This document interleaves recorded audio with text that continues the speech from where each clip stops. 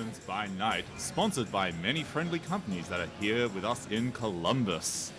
You have here a special guest, Angelus Morningstar, flown in from Storyboard in Sydney, Australia. I'm here to shoot the breeze, and I have no idea what else. Wow, that was fantastic. Wow. Yes. Wasn't that like, I knew that he has mellifluous tones. Yeah, let's hire mellifluous. Yeah, I like it. Angelus, you've come from very far away. Yes, I'm here from Sydney. I would like to say that I am the furthest travelled here, but I know one of my fellow Australians from Melbourne is also here, and she beats me by about 700 kilometres, so the title was mine. Oh, so close. What's a kilometer? It's like a mile, but shorter. It's a real measure of distance. I see. I see. Not a body part? It's what we use in almost every other part of the world. I see. What's another part of the world? Canada. Oh, yeah. Mexico. Australia. Right. People we're at war with. I got it. Okay. Sounds good. Yeah. Every other part of the world. Got it. Okay. Okay. Well, I thank you. We thought we'd try an experiment of a voice-over introduction. I thought it was very good. Well, I am highly experimental. So what brings you this far? 3 planes so far. Wow. The trip here is a good 24 hours. You do like a 12-hour stint from Sydney to East Coast, then a hop to Chicago, and then a tiny skip down here to Columbus. It's a lot to adjust to, I can guarantee you that. Fortunately, the trip back is only 2 flights via Houston, so... and you get all that time back. Right, that's how time zones work, right? I leave Monday and I arrive Wednesday. Somewhere in the middle of that, Tuesday disappears. I've had that happen, actually. Don't you get a free Tuesday when you go home, though?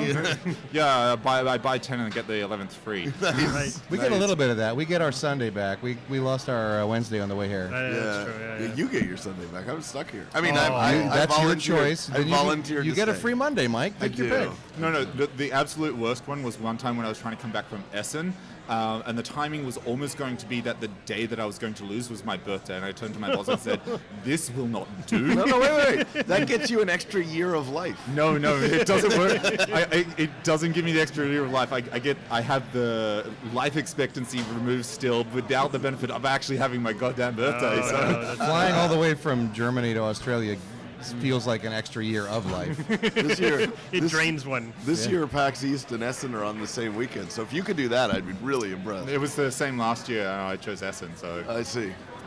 You left the country your convention was in to go to a different hemisphere. I'm going to choose Essen over PAX Australia. I'm sorry. All right, well, now we know. Now you know. You're going to make the same choices here? Definitely. All right. Choice has been made. Excellent. What have you seen at this show or done at this show that would interest our viewers? So, I have actually noticed this show, this Origins, there's a lot of demos going on as opposed to new releases. So this is the Origins of demos, in fact. There are a couple of expansions that are out there, but there's very few new games to buy this year at Origins, and I think most of them are going to roll over to Gen Con. So, for me, I've made this trip all this way to grab and discover all these games that I might not otherwise have a chance to grab for ages, and they're not here. You've played all our games, so sad for you, but they're all new here. Right. Yes. If we could do a whole year with no new releases, we wouldn't have to have the Origins Awards. It's true. Yeah, we could just catch up. Yeah, that's right. Everyone could just buy the things we already have. Right. It's that thing called sleep, Mike. Oh, yeah, that's true. No, but if we put out nothing new, we would get a lot of sleep. No, that's true. Right. That's true. I've always said that if we just eliminated the consumer tier, we could get rid of most of our other problems. Indeed. Indeed so. Including the desire for new games. Indeed. Or desire in general. A desire for a dark carbonated drink, bring it, oh my lord. Trevor I tried to get a drink at the Origins Awards, from which I just raced, but they were not. They were having none of it. Trevor just hunchback and Notre Dame in here. It was pretty great. James, how was the Origins Awards? Over. Yes, that's what I thought you'd say. It's weird because I think it's funny that you thought Eric Lang was going to come here and replace me. I don't understand. Because he was up on stage getting a Hall of Fame. No. Yeah. Remember, it's Eric Long this year. That's true, yeah. I even heard Paul call him Eric Long this morning. Like, we're all typoing all the time. Right. No. It was a deliberate, it was a unintentional mistake. Right. And Eric has adamantly refused to have it corrected. Right, yeah. Leans into it 100%. Well, he's enjoying the enforced humility of it. Yeah, I'm James Earnest and have been for some time now. Yes. It was. I have a list of the winners, and we can talk about it as we go. We could. Great. I am not one of them. No, I'm sad to hear. That's one thing we share in common. Unfortunately, made a game when other better games were made. Yeah, it's off in the way. Well, I mean, You got to get your timing But the down hosts better. were amused by the name of my company, which of course tells me that they had never heard of my company. Who were the hosts this evening? Oh, well, allow me to take out my little sheet and tell you, Sure, yeah, because I would love to. I don't know who the hell they are either, and you're welcome, boys. Here we go. This is going to take some time. Golden. Oh, they're the hosts, creators of Man vs. Meeple. oh, Oh, sure. So okay, that yeah, would be sure. Jeremy and David. Yes, Sure. of course. But yeah, they had never seen the name Cheap Ass Games before, which makes me feel proud down to my bones. Indeed. That feels oddly dissonant. Like, Yeah. Well, you know, we're oddly dissonant sometimes, I think. Well, we like to think of ourselves as basically the remnants of the game industry that was rebuilt around. Yeah, that's what Hall of Fame means. Yeah, exactly. I didn't think I was going to get up on stage, but they did have all the Hall of Famers get up on stage. Oh. So I'm very glad I wore my me shirt today. Right. Nice. Because this is how you steal a scene without saying a line. Right, exactly. Wow. I mean, I could give you notes. The other What way do you to think I'm doing here? The other way to steal a scene without saying a line is just to leave a glass like right on Nice. the edge Yeah, of the that's table real good. and then walk off stage. I think that's great. Well, did anything of interest occur at the Origins Awards? It was quick and dirty, and There were no drunken Kevin Sorbos. there were no drunken Kevin Sorbos. Oh, good. It's a very, very That's a nice thing positive. to have. We've had that before. Yes. No. I don't know what to count as an upset. I think everything expected won in its category, and for the most part, the fan favorite was identical to the Origins Award winner. So I'm I not see. sure what that category does. It was different in a couple of places. I see. All right. Well, we could run them down if we want. Well, we could do that slowly over the course of it, like between. oh, like, sure. All right. Sure. Yeah, yeah. Okay. Well, I'll just run. I can tell you that along with Eric Lang, Insane Andre was Insane also Andre, yeah. Yes. inducted into the Hall of Indeed. Fame this evening. Indeed. And shared the Wait, stage was he with- inducted as Eric Long? No, it was Eric Lang. They got it quite quote right Well, I or hope- wrong as you prefer. Well, you never know. They when they make his plaque, they could look at his badge. I didn't look at the plaque. He got a plaque though. He got a real plaque. Yeah, not you. Yeah, they got it together this year. I don't know what's Right. going on. Give him the plaque. No, I need to petition for a plaque. I really do. But they'll probably induct me again. you don't want that. Yeah, you'll have to do the speech again. Yeah. Same speech again. All right. So sure. Let's do this. Let's slow roll this. All right. So let's talk about the best collectible game: Star Wars: Destiny Awakening's booster from Fantasy Flight Games. You're asking me to do I what? don't know. I'm not Are sure. you? Is that who won? I don't know. Yes. I mean, I have the list here, but I'm not looking at it. Well, I'm looking at You it also on have the list there. in the internet. Yeah. This is no good to me anymore. Oh, okay. What are you going to ask me about it? What it is? Because I don't know what any of those things are. What's Star Wars? Star Wars is a force that flows through all of us. I see. It binds us, It holds the universe together. right? So clam chowder. I ran over here from the awards ceremony with a list of the winners. I don't know who they are. Sure. Don't put me on the spot. You know all of this stuff, Mike. Angeles, what do we know about Star Wars? Well, there are there are 5 current movies Current movies. and a couple of spin-off movies, I guess you could say. Right. My current viewing order is 4, 5. Nice. Yep. Well, I mean, for holiday special 5. I don't have the holidays. You monster! Yeah. Why not just throw the Ewok movie in there and be done with it? I mean, It's in there somewhere. I was done with it. Yeah. That's very clear. All right. Well, I now we know the effectiveness of announcing the winner and not having any idea what it is. So I mean, I would assume it's a booster. it's a booster. for the Star Wars. Yes. Congratulations. Oh, Destiny. That's the dice game. That's the Star Wars. Oh, that's a game. dice Yeah. game. That's why. But it's a collectible game. Yes, it is. Yeah, you assemble your dice. All right. Well, should I say the next one or should we save it till later? Let's save it because Yeah. it's not going very well. All right, fine. Yeah, all right, good. All right. Well, You About should see as the death expected. stare being given right now. all right. Well, we're gonna. They can. Yep, we're on the TV. We are. We should probably be interesting. What? All right. Well, do you have anything else you would like to tell us about your travels and your? Why have you come all of this Yes. way? Why did you come to Origins? The main reason I like to come over to Origins and the other conventions is like, there's my extended gamer family, and Yeah. you're not coming to me. No. Let's be honest and. I mean, I would love to, but this 24-hour things is really Yeah, scary. it's a terrible idea. You're advertising for it. What you should say is, oh, it's like a 3-hour flight. I could lose a whole day going there. Right. I'd never Oh. get that back. It's really only. No, you get it back when you return. That's Like, what, that's you what know, they there's a tell way me. There's a way to do this. You just say it's just 2.4 kilo-hours, and it's not gonna be a problem. Like, It's just 2.5 Hawaiis away. it's this arbitrary metric distance that you're not going to know. Right, exactly. I'm sure I'm going. Anybody can do 2.4 kilo-hours. It costs this arbitrary metric amount of dollars. we use the English system and the metric system here. We buy 2 liters of soda. Right, that's true. And 1 liter of soda something. Yep. But gallons of milk.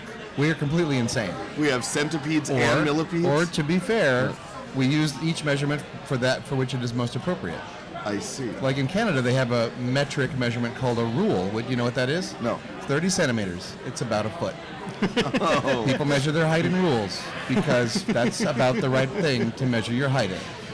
When we get Eric Lang on here, we could quiz him about how many rules he is tall.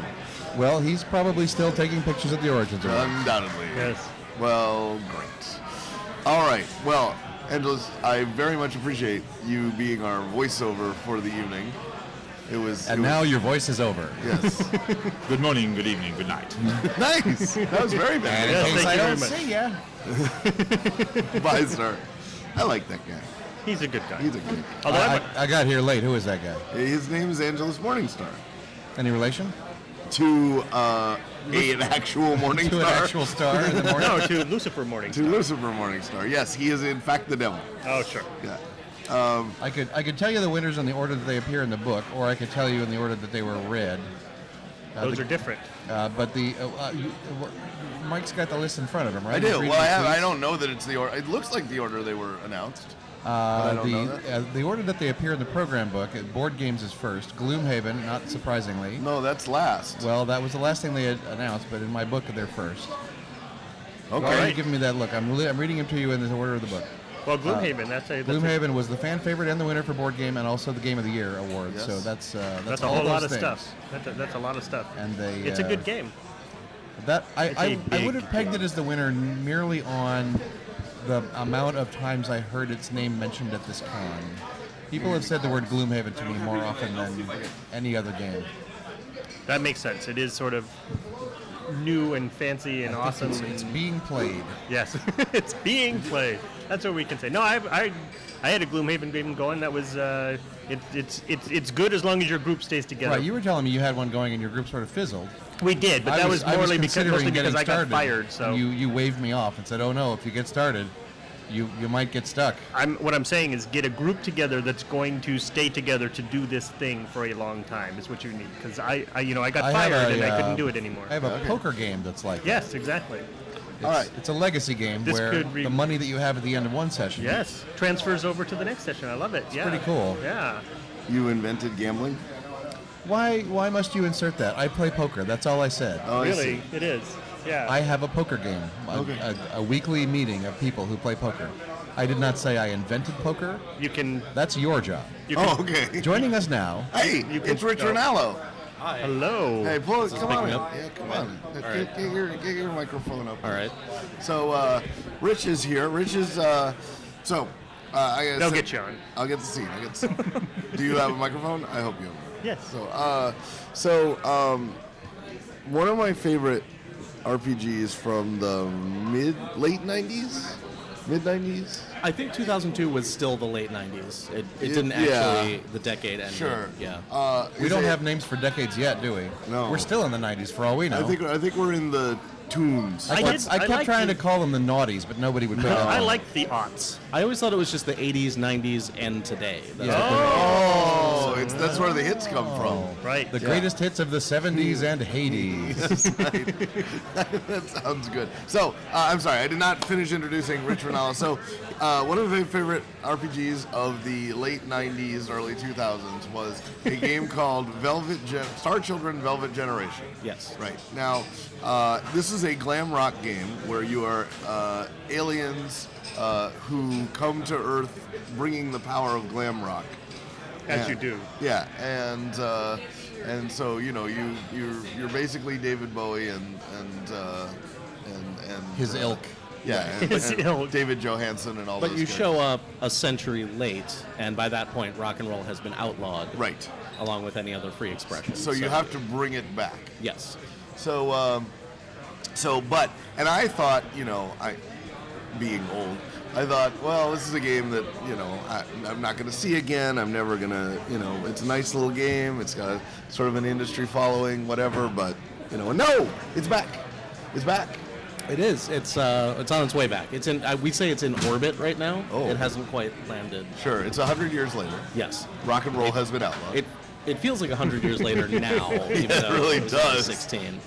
Rock and roll won't be outlawed until the second term. I know. Yeah. Well, I mean, it was kind of we said the original one was the Bush era version, and we've skipped right into the Mike Pence era for Nice. this one. Nice. Nice. Because Is that started yet? well, we're planning for when it's actually released. I see. So Oh, no, it's a yeah, good yeah, idea yeah. to get. You a gotta beat predict on these that. things. That's good. Yeah. That's good.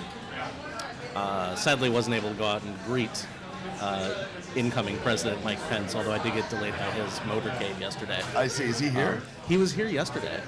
What He was doing here? something at the Renaissance. There was a. I assume it was going to Pride Parade. That seems like his kind of He was thing. at the Renaissance Festival, Yeah. Oh, nice. Is he a juggler? juggling for small change, or perhaps selling leather mugs. Again, this fits with my image of Mike Pence. Brewing his own mead. I think he's just the guy in the stocks. Nice. Right? He likes the punishment. But yeah, he was in town. Man. There was a protest. Didn't get to go to it though. Yeah, this is coming in on Pride Week. That seems like a really good move on his part. Yeah. Yeah. I thought this was Pride Month. Pride. I don't know. That's what I was told earlier. It is We got- Pride Month. They have an extra day. It's a vast amount of pride. Okay, when do we have Pride Year? Every year is now? Pride Year, Mike. That'd be pretty great. I think if we can just expand it out so that eventually it is the whole year, a lot of other Sure. problems will go away. Just keep Yeah. annexing weeks. I like Yeah. that. I like that. Anyway, we were talking that Velvet Generation is back. In what form is it back? It is still an RPG. It's in Kickstarter right now. Ooh, it's on the Kickstarters. It is on the Kickstarters and quite findable there, I'll say. The rule system has been completely revised because it wasn't the most well thought out one before. It was one of And- the first card game based role playing card dealing role playing. Yeah, we did that. I really liked Castle Falkenstein. Right. That's and that's stuff like the that. It was- first. Yeah, and I was sort of riffing off of that. It didn't necessarily jive well, so we've got a new thing that's a lot more collaborative and it's dice based, but everybody's rolling at the same time, and you get to share dice with your lover across the table and steal dice from your rival because you get all the VH1 style intra-band rivalries that tear everything apart eventually. Cool. So still glam rock then? Oh, it's very glam rock. We're broadening out a little bit because in 2002 when we were writing this, we didn't have Spotify, and if you wanted to investigate Right, an artist you hadn't heard of, you had Go to buy the entire New York Dolls catalog. Yeah, you had to Yeah. buy a piece of plastic. It was barbarous. So now we get to go down some rabbit holes and stuff like that. You got your playlist Bring in ready? a lot of our oh yes, we are actually releasing 2 playlists Nice. this week or next, themed for the 2 revolutionary organizations. One is the much more glam pacifist side, hearts and minds kind of revolutionaries, and the other is the militant, the Blue Army, the militant hardcore, the violent side. I really like I've said before that I really like games that come from where the creator is sort of channeling a message, right? And obviously, this one's not terribly subtle. This is an excellent time to release Velvet Generation. What's in your head in this regard? It's so you're right. I mean, obviously, the events that caused us to decide to bring it back to 2016. We start out seeing we lose David Bowie, we lose Prince, we lose Lemmy. He's Right, inspiration Lemmy, as well. Yeah. And then we closed that by actively sliding into fascism as a country. So those are our two elements right there. So we're like, well, clearly this is Right. Good timing. It was an omen. so it was like the stars aligned in the worst possible way. Yeah, well, like in a Cthulhu sense, the Yeah, stars, exactly. the stars align. Yeah. So we did that, and the thing that we're doing differently here is that you're much more actively the campaign, the series of the game has an end point. You are expected to win the revolution. Oh, cool. And the question and the moral quandary that you face going into that is like, how much are you willing to sacrifice? Are you willing to be violent? Because you can go about it in two different ways. We have those two different groups. And like, what are the choices and the priorities you make going forward? So you start out just being basically like, garage kids playing your band on the run from the cops. But in the end, you're global superstars who are also, like the #1 most wanted felons in the planet, and you have military assassins coming after you and stuff like that, and you're dodging all of that fun stuff. But you're actually dismantling the regime as you go. In the last one, speaking of very late 90s, we just sort of like presented this world, and we're like, now go do stuff, and we're much more focused about what you're supposed to do or what we're encouraged to do. So how do we win? You win by using either there's various tactics that you can do. You can like do pirate broadcasts of illegal art. You can cause massive public spectacles, but a lot of it is also like building solidarity with other people who are marginalized. You build a local food co-op so that the people who are exiled from society have a place to eat and have a place to work. But on the other hand, you could also like take care of those people by just stealing stuff, or you can fight violence with more violence if you wanted to, if you're on that other side of the revolution. So you choose these things, and you basically every time you succeed, you take away one thing that they can do to you in your community. So they start out with a menu of like 25 things that the GM has that they can just use to like screw with the players, and then that just gets chipped away until the whole thing collapses under its own weight. Sounds really cool. So this is on It sounds amazing. It sounds like on Kickstarter now. Yep. Just launched like a couple days ago, right? Last Monday, so it's less than a week so far. Oh, great. Well, obviously, as somebody who played the original and loved it, I'm super excited about the possibility of playing the new one and loving it even more. Awesome. So thank you, Rich, for coming. Rich Rinaldo, Velvet Generation on Kickstarter right now. It used to be called Star Children Velvet Generation. Now it's just Velvet Generation. Yeah, there's the reason for this word Star Children got kind of co-opted by the New Age movement in a really obnoxious way that like you can't search for that term anymore without. But isn't that what you want? Like, you're on the run from the law. You better cover your tracks. I would like people to be able to find my all Kickstarter right. Well, page. all right, yeah, fine. much I more. suppose. Yeah, it might be more on theme, but not. It doesn't actually play out. Well, we wish you all the luck in the world with your Kickstarter. Thank you so much for coming on, Rich. Thanks for having me on. Yep.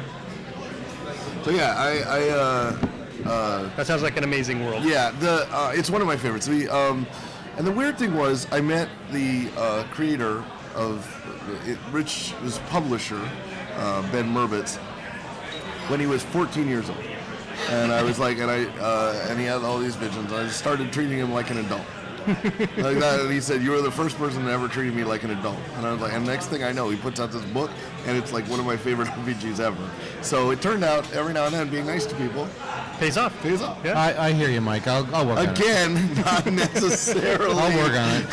Not necessarily aimed at you. Sort of a broader, appeal.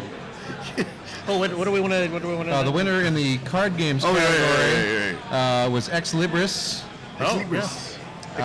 But the fan favorite, I put FF next to this, which I immediately Fantasy Flight. read as Fantasy Flight. Right, the yeah, fan yeah. favorite Yes. was Hero Realms by White Wizard Games. Have you played either of those games, Mike? I have not. I am not familiar with Well, it. they're card games and they're quite good. Actually, the whole card game category pretty amazing. Everything in that was I've played Ex Libris. It's really good. super good entry. you're- Yep. Well, I want to introduce our next guest. I have to say exactly how Trevor. So Trevor sends me a note about every guest, as if I can't remember people's names, and specifically says it's Rudy Rudenberg, of course, and Satine Phoenix. Satine has my old job at D&D, so I think we should really talk about what the mess Trevor left behind. I don't know what you're talking about. Yeah. Thou shalt not speak evil of friends. No. Take the high road. Take the high road. No, actually, it's a learning experience, and I think the community is evolving anyway. Yes. So it's whatever exists is just going to be more interesting because now I'm around. I don't know what I really don't know what that means. No, it's very true. Trevor did an amazing job, but he's ours now, and you can't have him back. Trevor brought us in. As long as we can all go hang out, that's really all that matters. right. That's right. So, community manager, D&D. Yeah. Pretty exciting news. It's super weird and I know. amazing. You've been around, though. I mean, it's not to me because you've been around D&D for a long time. I've known you for a long time. Yeah. We've taken many selfies together. Yes. And well, I'm sorry, you've taken many selfies of It's us true. together. I'm better at it than you You're are. way better. But I mean, you've done like multiple shows about Dungeons and Dragons. Mm-hmm. You've connected with the community in ways that nobody ever has, right? So it totally makes perfect sense. I really don't know. I don't have that perspective. I'm kind of a day-to-day spontaneous person. Sure. So this is all like, what? Oh, we're going here? Oh, okay, cool. Let's do that. Confirmed. Indeed. Well, I kind of knew that too. And Rudy is my business partner. We both run Maze Arcana, which Yes, is you do. another crazy Dungeons and Dragons thing. I feel like there's an elephant in the room at the moment. What is that? That we're both wearing very specific things. Well, I know. I was gonna get to that. Yes. So I saw you earlier in your normal clothes, but now you're dressed as if you've just come from an 8-hour interactive event. Well, I'm still in Waterdeep from like 2 weeks ago. So tell us about the event you just were in. Well, actually, we just came back from painting Beholders. Nice. We took a break from the Adventures League. Okay. It was the Open. Yeah. We were at the Adventures League Open, and yeah, that's an 8-hour game. What happens in it? Dungeons and Dragonsing and dice and all the things. It's just a really long, amazing game, but everything I can't remember. There's an epic and there's an open, and I'm not quite sure if this one is like all the tables affect one another, but that is something that happens in opens and epics. True. You could ask the D&D community manager. She probably does. Yeah, I'll go ask her real quick. Very good. Chris Lindsay. Chris Lindsay's the man. Who exactly are you dressed as, and could you describe how you are dressed for people who are not watching this but just listening to it? Well, I'm Dernan from Watersdeep. Some people know me as the One, which is pretty accurate. Some people know me as the Wanderer. That's still pretty epic and appropriate. I did come back and settle down at the Yawning Portal again after I got it built and everything, and I left it to 7 generations of sons, which are... Well, I had to take it back. So, in the epic, in the opens, and in the stream of many eyes, I am Dernan, and I basically just do whatever the community manager tells me to do. Nice. Hold on. And in regular life, I'm Rudy, and this is one of the fun things that I get to do and voice that character. Yes. How would you describe the outfit that you're wearing?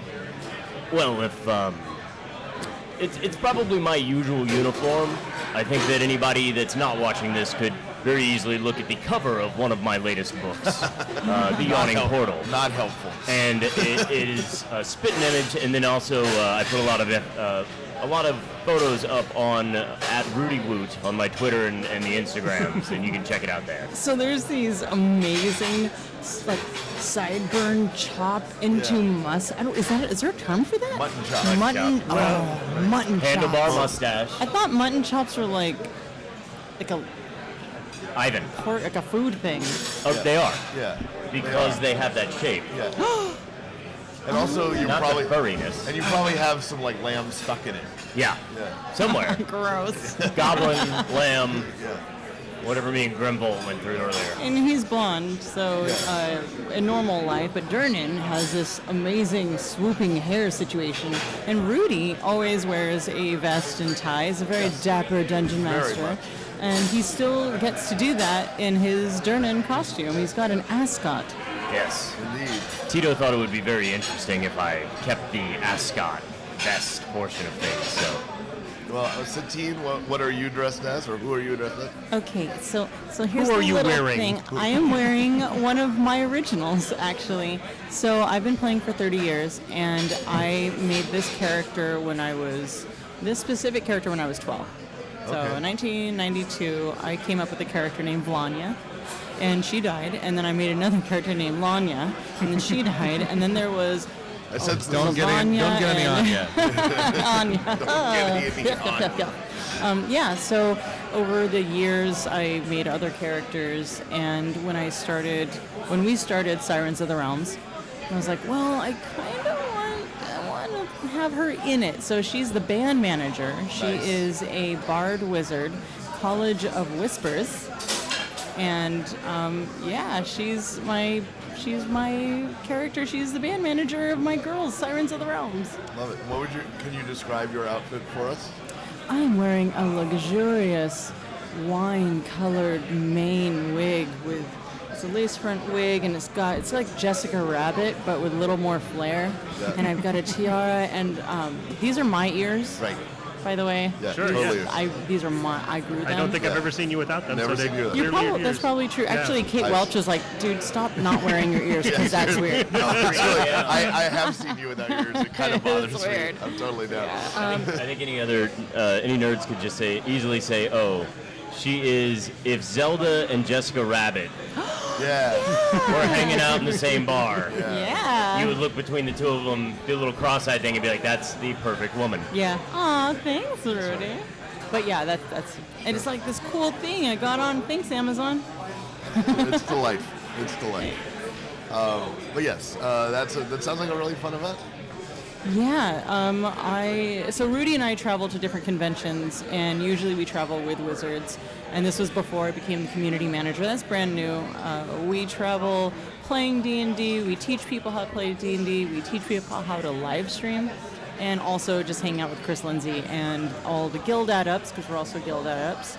And anything that has to do with organized play, we've kind of been addicted to. Yeah. And when I found out about the epics, it was like, I'm sorry, 60 tables working together to defeat a bad guy? Like, that's crazy. That's ridiculous. It's amazing. Yeah. I've It's- always loved the Adventurers Yeah, League. so- Things like that. Yeah. So our business manager, Sean Molly, came by today, right? And he handed me a book, and I said, so you're going to go play some games? And he threw his thigh-high boots over his shoulder and said, Nice. I wouldn't miss it for the world. I'm off to Waterdeep, right? It's really great. That's awesome. I have to tell you, when we were in Waterdeep at Stream of Many Eyes in Los Angeles, I mean Waterdeep, that was unreal. Every single person there was running around going, "Can you freaking believe this? We're inside of Waterdeep!" And then everyone had Rudy pose as Durnan in the yawning portal, and it was one of those things that whether you are brand new at playing Dungeons and Dragons or you're an old hat at it, it doesn't matter. It's magic. At Greenwood, we're all sitting there, we're like, dude. And he's like, dude. That's pretty much all he does, though. Yeah, that's true. Well, I feel like he and I get along really well because we're both very childlike in that manner. And I randomly have this card on me too. That is it says Elminster of Shadowdale, Sage, Wizard, Harper, Meddler, and he likes to hand this out and go, "This will get you a free resurrection with your DM." Yeah. And I'm like, "All right, dude, be a little careful there. That ain't getting anybody in my Sold. campaign." Oh, That's man. right. Yep, that's awesome. Rudy has us playing a level 0 game, and I almost died falling out of a rafter. Yeah, she was doing the classic. I'm going through the air vent kind of thing in a library trying to put a book back. You died putting a book back. Yeah, and she fell out of it and fell for enough damage to knock her unconscious, which was 4, because she's level 0, and 2 death saves in, I'm sweating at this point because I'm like, man, it's episode 4. Yeah. I think it's over and I she's like gonna her hate me. too. Yeah, that's why. And then she rolls a crit on the 3rd death save and pops right back up, and I'm like, oh, thank God. But you have a broken pelvis. Nice. It's something you don't get to say that often. No, I rarely say that to my friends. But I like it. well, I'm glad to right. hear No, that. as a role player, I like that. Sure, Not whatever. in real Look, life. I haven't judged you at any point in your life. I'm not going to start Thank you, now. my friend. Thank you. Well, no, like when you're role playing and the dungeon master's like, all right, you're out. You broke your pelvis. Now I love the idea that now I have a limp. Yeah. But I'm also a mean dungeon master. So. So I don't know if I told you this yet then, but when we start the next season of it, since you guys, most of you, have leveled at least once, there will no longer be death saving throws. What? You will get, every time you make a death save, instead of just having a death save and being unconscious, you're not going to go unconscious, you're going to take injuries for each time you do it. On the 3rd one you die. This is how I'm told? How you're told. He wanted Breaking to- news. He wanted Right. to do it among friends. That's true. It's an intervention. Yeah. And then those will be lasting out. So the amount of time that you guys need to recover out of game will actually be dependent on which one is there. And if you haven't recovered from it, you will, 1, have to role play whatever it is. But 2, if you go down again, your death saves or injuries or whatever don't reset. So if you had 2, you get 1 more and you're done. Yeah. Breaking I don't know news. what we're supposed I to mean, be talking about breaking- right now, but I was going to suggest Dungeons and Dragons. Whatever. I mean, you do whatever you want to do. I mean, we are. All right. Well, we don't have a lot of time left, but I do want to sort of ask. So you've been probably one of the leaders in, streaming Dungeons and Dragons. Like you were one of the first to do it. I hit it with my axe. You hit it with my axe. I hit it with my axe, right?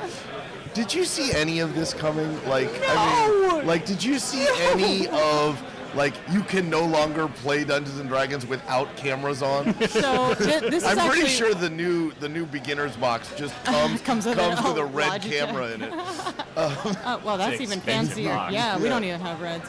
So back in 2010, Keith Baker and I were like, hey, yeah, let's do the charity. Right. Celebrity Charity 20. We do it every year since 2010. And we're like, okay, let's strategize this. How do we get the most people to donate? Well, if we do it online, then, and we have all these celebrity friends Right, in yeah. LA, we'll get their friends and fans to donate while they're streaming gaming. Well, how do you stream games? I don't know. You have a web page, and then you put a camera, and, well, okay, we could have 1 table, or we could have 4 tables. So the idea was, and actually I think Matt Mercer was there. Right, yeah. This was like before streaming was a thing. Right, you pitched me this thing. Yeah, it was right? a terrible idea, and Right. it sounded horrible, and it Right. was miserable. I and- swear, you pitched me. You said, "Come down for this; it'll be great," right? Yeah. And I was like, "No, nobody's watching me play Dungeons and Dragons on the internet. That's not a thing." And I turned you down, right? But it was just like, and then I think about that a lot, and I think about it like, wait, everyone does that now. It's weird, Yeah. and obviously, like, I'm sure other people had that idea. There was Justin TV, but it Yeah. wasn't until, No, it was- Mercer was like, okay, we're doing this, and there's funding and an Yeah. actual crew to do Funding it. helps. Oh, yeah. Yeah, it doesn't hurt. So everything we do is like San Francisco style. Yeah, we like, bootstrap that. We have an idea. Let's go and make let's go make the equipment to make the thing. Yeah, we go. We're the scenic route. All right, well, Rudy Rudenberg, Satine Phoenix, thank you so much for coming on our show, bringing a bit of class and debonair attitude to our life. Thanks, man. It's good to be here. And again, congrats on the new gig. All right. Thanks. Thanks for having us. Yeah, you got a tough act to follow. So, who are those people were like dressed well. I Yes. know. I should bring my longer ears. Yes. Yes, everybody should have long ears. I agree. We'll do it next year. How did she wear her headphones over those? She didn't. She was holding them Well, up. she did it well. She did it. She did it That's right. Yeah. All right. All right. I got it. Yeah. So who's next on our list of Origins Awards? Well, let's next- see. yes, the tell next, us, the James. next thing in the order of the program book That's fine. is the family games category, for which both the Fantasy Flight fan favorite, the fan favorite, and the Origins Award was Azul by Plan B Games. That is a fascinating game. Family Games was another really well well-racked category. Yeah, Lots of good stuff. absolutely, Lots yeah. of competition. That's a great in that. game, though. Last year Yeah. was just a big year for games. Yeah. Right. No, it was good. It was, really was. I should have brought something out this year. Apparently, nothing's coming out this year. No, Right, it's it's all terrible. front-loaded. That's what we heard from Angelus. It's like we have the only games at the convention. Front-load games. Front-load Front-load games. games, yeah. Our games come out on January 1st, and then we just forget about them. The game you already know how to play because we were just ripping off somebody else's game. I like Perfect. that. I think we've got a new business plan. Hello. We have distinguished guests here. So every year we get asked by the gentleman on the far end of this table to do Origins by night, Yes, indeed. and And we if we don't screw it up too badly, he'll ask us again. we look at each other mystified and say, "I guess we're going back." But it's John Ward. Hello. He is the executive director of the Game Manufacturers Association, which you may or may not know runs Origins. Happy Pride Week. Yeah. Thank you. Yes. Good week. Yeah, it Yeah, was very a good good week. week. And also, we're joined by Joshua Githens from the fine company Check Games. If you've played Codenames, you've played Josh. Wow. How many times have you been played, Josh? By over 3 million. Congratulations. That's right. You're presuming then that everyone who buys it plays it once. Yeah, that's so hundreds of millions. So how's your show, Joshua? Good so far. The show's been great. So, the move-in was awesome, super smooth. A lot of people were here early on Thursday to come to the exhibit hall, so that was awesome. Yeah, big jump. I saw 2 different Codenames projects from 2 different publishers in the Origins Awards nominations list. So Duet was. what does that mean? That means that What does we that should have mean? won, I guess, is what that means.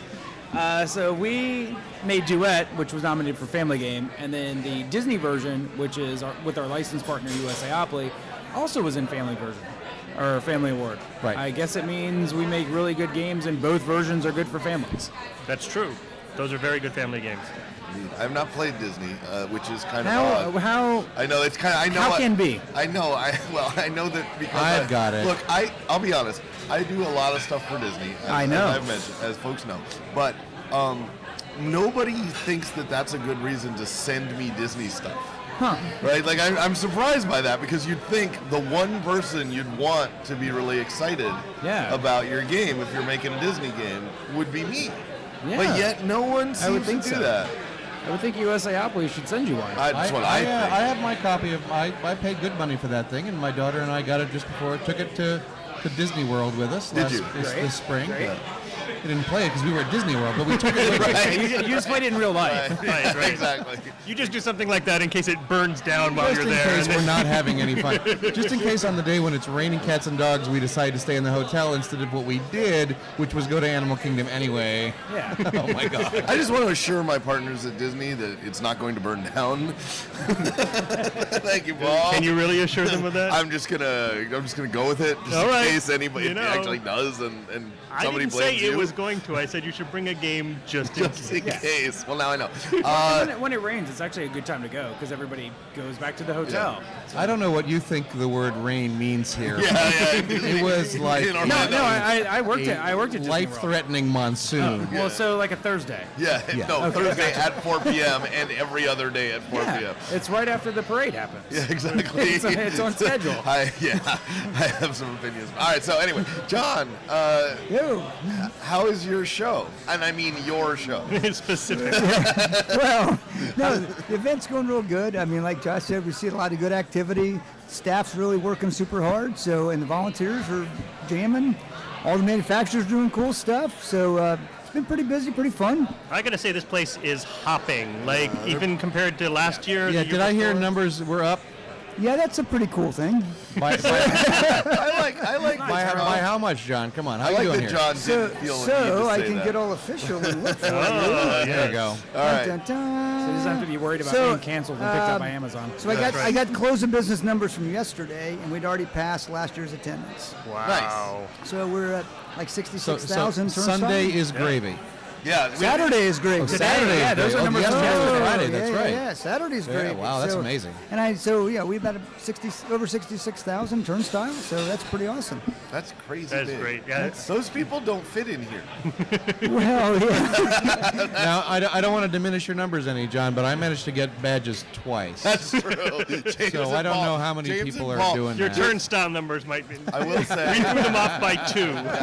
Damn it, those guys from Lone Shark I again. was trying not to tell John that James and Paul picked up their badge, and then of course I said, "Well, I don't see James and Paul's badges, so So you you're should grabbing really it, run get 'em some again." for me." And your kind staff was like, "Well, Mike probably isn't drunk. We'll do this." You just did all the cheap ass games badges twice, James. So you just Not did them 10 all. o'clock yet. But you're still paying me back for that ad you forgot to run 10 years ago. When it wasn't even you. in badges. I'm still paying for those things. Basically, with James, you pay for a long time. So, Josh, do you have any new interesting stuff coming out from Czech Games that we should know about? So we released at Origins another version of Codenames, except this one is larger. It's extra large, so the cards are more than 2 times the size. So it's even bigger fun. So if you have big groups or it's hard to see the cards, we have that. Or adult vision. Adult Vision. Exactly. That's me. Someone called it Codename Silver Edition. Once again, we continue with my difficulty hearing our guests, and all I hear is Codename Sober Edition. And I go, well, why would I want that? Right. But we are showing Pictomania. We've revised Pictomania and cleaned it up and made it a much smaller box, $20. So we're showing it here now, and it'll be at Gen Con for sale and then in stores shortly thereafter. But we have an exhibit room outside the main concourse. It was in our exhibit booth the first 2 days. A lot of people are playing it. A lot of people are having a really good time with it. So we're really excited for that. Cool, man. And so, John, why don't you tell us, is there anything new at Origins this year that we haven't talked about? Tons of new stuff. I mean, we've got like Josh is saying, a lot of companies like his and others are starting to pick up these pocket rooms around the show and creating destinations for people to go to. I really like that feel because it sort of feels like just like a big oversized living room kind of space. So when you're in a show this big, it's easy to get swallowed up. But if you're in a room with like 10 tables, it feels very homey, still very quiet, very comfortable play space. So that's really starting to gain some stuff. Flipping the exhibit hall this year was a pretty good move too. I think we've got the gaming halls now on both sides of the exhibit hall with 2 main cross aisles. That flow, people really seem to like that. Yeah, the only problem I have with it is no matter what, if I have an appointment in one of the gaming halls, I will pick the wrong one. It is always true. I had to go to the Board Game Geek thing and do a broadcast, and I missed that time, and I had to go to the Dice Tower, and I missed that time. I did put them all in the main aisle, Mike. So just stay on the main cross aisle. You should be okay. Just don't step out of the line, Selinker. It'll all be okay. Just put little Mike go this way. Yeah. Arrows on the floor. It would work. It would work. We started doing some good stuff. The D&D guys are doing some live streaming stuff Yeah, upstairs this year, which is really cool. I'm excited about that kind of stuff and moving that forward. So it's all getting pretty good. Yeah. I was super surprised when I walked into what I thought was going to be the exhibit hall, and it was one of the play spaces, and took me a minute. Yeah, we were like, Paul and I walked in together and we were like, wow, there's just not a lot of exhibitors this year. I don't know what's it really going on had here. that. I'm not sure It really about had this. that feel, right? Of all of a sudden everybody got an 80 by 80 booth. Right, exactly. Right? Oh man, I really lowballed this convention. I obviously should have gotten a 40 by 40. And, oh no, the booths are in there. Oh, good for those 6 publishers that made it this year. Exactly. Well, anything else particularly cool that you want to share? The fans. Yeah. I mean, we've got this many people here. There's still a good vibe. Everybody's having fun, enjoying themselves, super well behaved. I mean, I'm just tickled to death that everybody's having a great time. Yeah. I mean, honestly, the Origins crew's done a great job. The show has a fantastic feel. If you haven't been, this year is awesome. Right. So if we've you been haven't- very happy. If you haven't been, then get in the car right now. Right There's now. still tomorrow. There's still There's still tomorrow. another day That's left. it. Yep. Yep. And so- Come on down. Hell, we'll stay till Monday. Let's just keep this going. Just keep it rolling. Let's just do this all the way till Gen Con. What if Origins just went till Gen Con? Not. It's a 6-week convention. I mean, I'm not in. Well, I would at least have time to learn my way around. Right. Yeah, that's true. You make your appointments. Indeed. Well, gentlemen, thank you both for coming on the show. And John, as always, thank you for giving us these comfy chairs. Well, I just try to do the best I can for you guys. So, and, and thanks for doing this every year. It's awesome, guys. We have a good time, too. All right. See you later, guys. Bye-bye. All right, let's return I to think our... we did good. I think we're okay. You think so? I think I think so. Josh will vouch for us. Unclear. We're depending on you, Josh. All right. I said family games, miniatures games. It's a small category. There You was can't only- even see it. There but were it's fun. 4 entries, and the Fantasy Flight fan favorite, and the winner was Warhammer 40K 8th edition. 8th edition, yes. I need to do more editions. No. That's how I get on this list more often. Well, you've got like at least 3 of Dr. Lucky now. It's like 6, but it doesn't Sure, matter. Like yeah. But you don't call it 8th edition. Like, you always, call it, it's Dr. Lucky. You kill Dr. Lucky, right? Well, you had, what was it, the 19.5? 19 and a half anniversary edition. Right, so... That's a little bit of a complaint because I wanted to make it 20th, but I was rushed. Rushed, I tell you. Yes. Well, that's fine. By Peso. That's Peso? This is they hired. So I'm personally guilty of this. I couldn't pronounce Yugo when I gave them their award, but yeah, our announcers tonight thought it was Peso. Peso. Sure, why not? Who published Starfinder? Oh, Starfinder one? Staffrinder. Staffrinder. Staffrinder. That was the fan favorite, and then Adventures in Middle Earth Player's Handbook from Cubicle 7 was the winner of in role-playing games. I'm surprised we don't have anybody from Paizo on this show. I might be lynched when I go back. Paizo? Well, I mean, you're kind of like... I guess I'm kind of Paizo. I'm Paizo adjacent. You've got an honorary degree from Paizo. That's true. You can see a Paizo banner in the background in the long shot. That's true. And I was Paizo adjacent for a while. They actually Kill Dr. Lucky for a while when I was off on my hiatus and leaving only one set of footprints. Indeed. Wait, what does that mean? I'll tell you later. Okay, all right, fine. All right, our new guest is Justin Gary from Stoneblade Entertainment. Hey, good to be here. So Justin and I have known each other for a long time, and we just had a lovely meeting about an upcoming project, which we will not talk about. Wow, way to really tell us all the details. Make booking away. Just for your information, Paul and I talked about something very secret. Damn it, I really want to know. A project we might be I working on want to together. know. Sorry, I can't tell you. No. We don't want to give everything away. We Jeez. can't. We can't. No matter how much I twist my arm. Yeah, wait, this is between the two of you, so really you guys can give yourselves permission if you wanted to. Yes, we really could, but we're not going. Okay. But yes, it is lovely to see you again in an hour later. Yes, it's been. How have you been? I don't know. You feel like you were so distant when you were 8 feet away earlier. Yes, over there, drinking over there. So now I can be here. Drinking over here. Drinking Oh. over here. This is my favorite part of this particular podcast. Excellent. So let's talk about some of the things you have here over in the Stoneblade booth. You came in for the championships, right?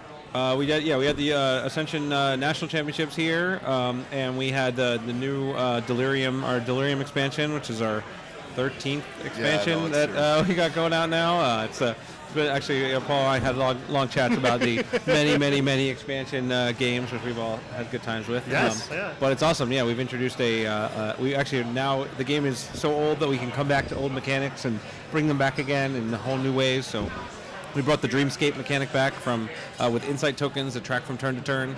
Right. So having accumulating resource over turns is always an interesting thing in a deck building game where almost everything kind of resets all the time other than the deck.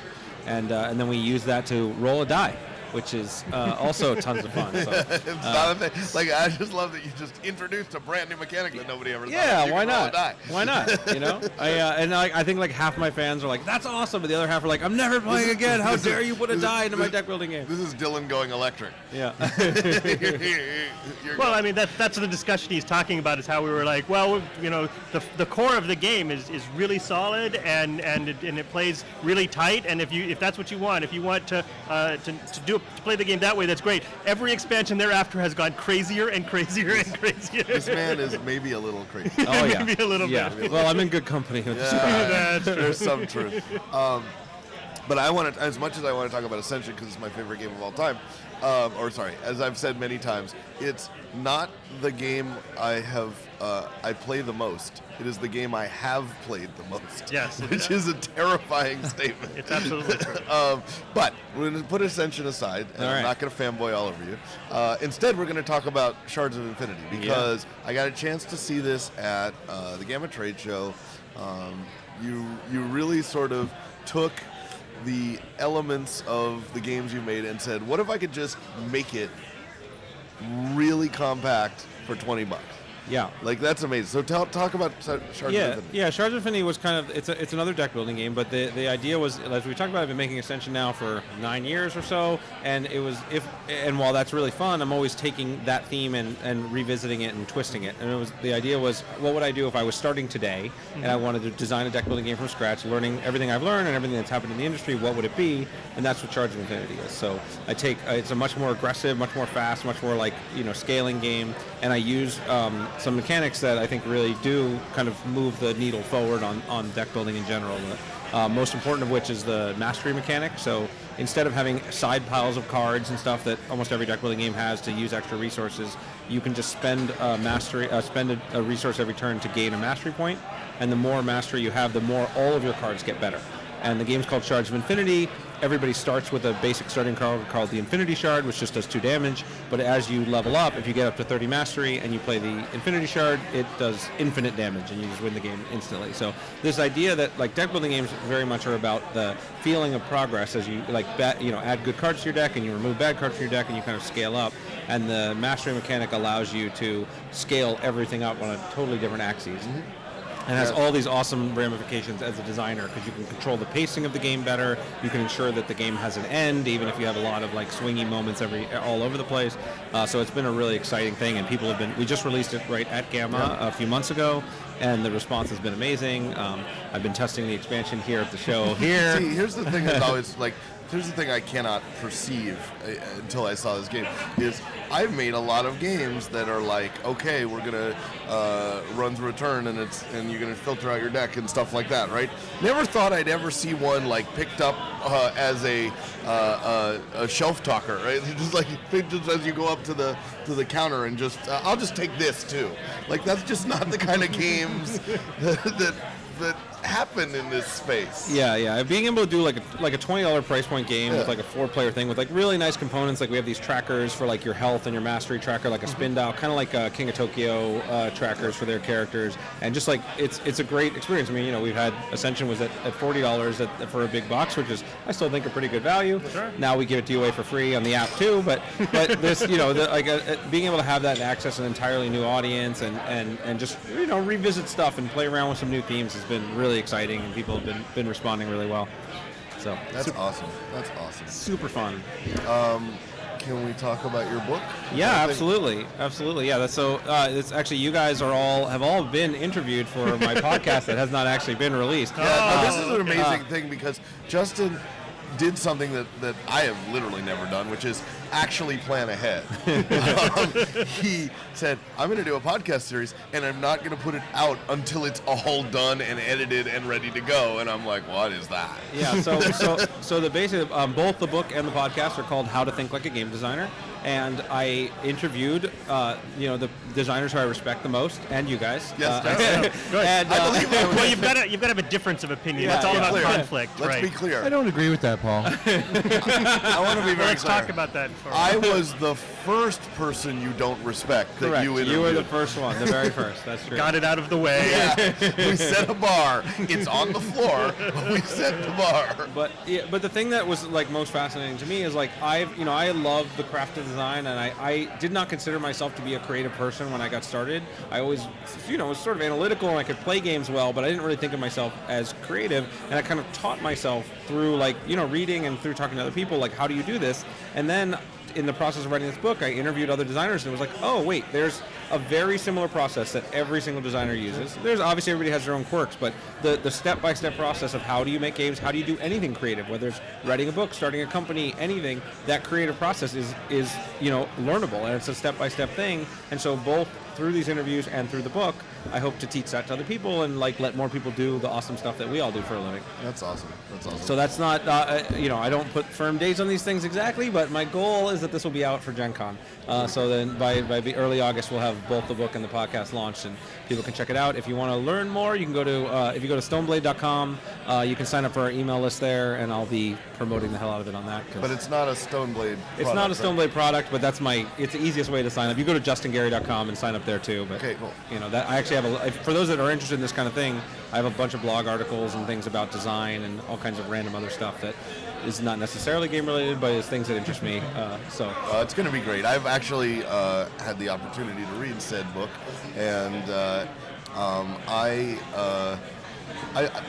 like books that have a sentence structure to them that you can like identify, right? That this is a method of talking, and this is just punchy, direct, and clearly right at every stage of the book. I think it's going to be great. There's a lot of great game design books out there, and people that you've written some, and they all have a different approach, and some where it's like each chapter is like written by somebody else and has a different topic. Some that are like a lot of them that are very kind of school book style, and they're very like analytical, and they handle like all these different things, and they introduce words like ludology and all kinds of things I don't even know what they mean, but like that. This is designed to be like very clear, step by step. So I don't know anything. I want to make a game. This is what I do. My alternate title to you was so you've accidentally become a game designer, right? Right. I love it because you're just like, well, what do I do now? Well, it's in this book. Yeah. I actually like the fact that you have workspace in the book too, to be like, look, you're thinking about this. Let's actually like help you go through an exercise. Yeah, and I actually at various points call people out in the book, right, because like it's one of those things like, hey, have you been doing any of these exercises, or are you just reading? Because I'm guilty of this too, like where I'll like read books about things I'm interested in because like, oh, I'm going to learn this, and then I'll just keep reading and never do it. Right. And like if there's one lesson I give to people, there's two key lessons I give to people that want to be game designers. One is start doing it, like just do it. There's no book is going to help you if you don't actually take the actions of iterative design and going through the process, and the other is write things down. You are an obsessive note taker. Oh my God, man! I made that mistake too many times too. It's like I tell some horror and joke stories in the book about times where we did not write things down and we lost days or months of work because you forget. I can't tell you how many times I make this mistake. Yes. So in our project, I'm taking a lot of notes. So I'll be able to tell. What can you tell us about that project? I take a lot of notes. There are several notes about it. I will say one thing about the project. That is the goal of the project, which was that I take the things that I love the most about what Mike does and the aspects of design that he's great at, and it's a lot of like storytelling, immersive worlds, and like really rich design, and then the best of the things that I do and kind of merge them into one game. That's the goal of this How collaboration. a good partnership works. It's going to be good. It's going to be really good. So let's review, just so people got it. They go to the Stoneblade booth, see Shards of Infinity and the new Ascension. Delirium, yes. And then later, you said hopefully Gen Con. Yes. We'll see. That you'll have your new book, which is How to Think Like a Game Designer. Yeah. And I think it's great. I think you should get it. I think you should already have it. So break into his house, get the one copy that exists. And steal all of his notes. Yeah. Oh man. He'd So be many helpless. Like if I ever really we get to the point, it's like, God, I need Justin to stop designing. I'm stealing his notebook. Yeah. I'm done. That seems really good. That would be rough. All right. I don't know how to do anything anymore. Thanks, guys. It's been fun. All right. Well, on that note, thank you very much, Justin Gary from Stoneblade Entertainment. We'll see you on the floor. Awesome. Thanks, And guys. I mean, you'll literally be on the floor. I will literally be on the floor. All right. Thanks. He's a nice man. He is. I do not recall being interviewed for that book. You were this. Really? Okay, so here's what happened. You were. I recall myself clearly. I'm not sure. No, I know you were interviewed for the book because he literally said, "All right, can you get James to return my email?" And I said, "Yes, I can." And I called you up and said, "Email Justin Gary that you'll be on his podcast," and you said yes. I guess I did. Yes. I don't remember it. But I remember haranguing you about it. That's all I remember. Well, that's true, but did I actually follow through? Well, I guess I wasn't on Zencaster with the two of you. It is 100% possible that I still skipped it. I don't. I hope not. He takes very good notes. He does now. Yes. So yes. Well, anyway, I'm excited about all of those things, including the thing we can't talk about. Great. That sounds like a great thing. Next year, we'll have a fine discussion of it next year. What is the next category? We have only the role-playing game supplement left, which was the Dungeons and Dragons. Can you read that? Xanathar. Xanathar's Guide to Everything. Yes, it's a very, very good. From a little company called Wizards of the Coast. Yeah. You may be playing their games right now. Yes. There's a decent chance. We may be in their version of the Matrix right now. Yeah, there's a decent chance that if you've played a game, you're playing. Also, there was a weird in memoriam moment where we learned that between this year and last, no one has passed. Mike Stackpole just asked for a general moment of silence for everyone. All right. Oh, so we all have passed. I don't. When Marty McFly fixes the timeline, we're all going to have to do it again. Right, okay. But that was a kind of a weird I'm moment. going to say that I've just racked my brains momentarily to think of anyone that is. Well, they took longer than that, and they couldn't come up with I it. cannot think of anyone. I'm wrong. There is on the last page of the game accessories category, in which the Broken Token won, of course. That's what they do. This thing's the great. Terraforming Mars organizer. This thing's great, by the way. It's for organizing Terraforming Mars. Yeah, but it's I wish the game had been called Organizing Terraforming here's Mars. the thing. So they made these hand laminated, not laminated, lacquered versions of it, and they are just beautiful. They're just beautiful. So yeah, I have never committed to a game that much. No, I understand. I'm also not a collector of those kind of things. Yeah. But we are doing a thing with Broken Token for the Apocrypha game. In that case, they're great. No, seriously. I understand though that like I break games. I smash them. Right. I don't have. You literally, Paul, figured it. Exactly. Yes, yeah. I am terrible for a game's life expectancy. but I do think that I am appreciative of craftsmanship, and what they are doing for Apocrypha will be amazing, and just a really great company to work with, and fantastic. If Broken Token had been around when Cheap Ass Games was still doing envelope games, we could have got them to provide everything. Yeah, if you'd like a copy, the rules, except the rules. The dice, the money. If you'd like a probably copy even the rules. of everything you are about to spend 40 hours trying to find in your house, Right. you can buy it from we, us. We sold the bits pack. Right, yeah. But we needed a framework. Yes. Well, sadly, no longer. Joining us now. Yes, I'm sorry. Welcome to the program, Cam Banks. Hello. Yes, Atlas Games and RPG designer extraordinaire. One of my many talents. And Hunter Shelburne from Steve Jackson Games. Hello. This is an exciting combination, a 1-2 punch, you might say. If you will. It's called the Austin St. Paul double whammy, I guess. I guess.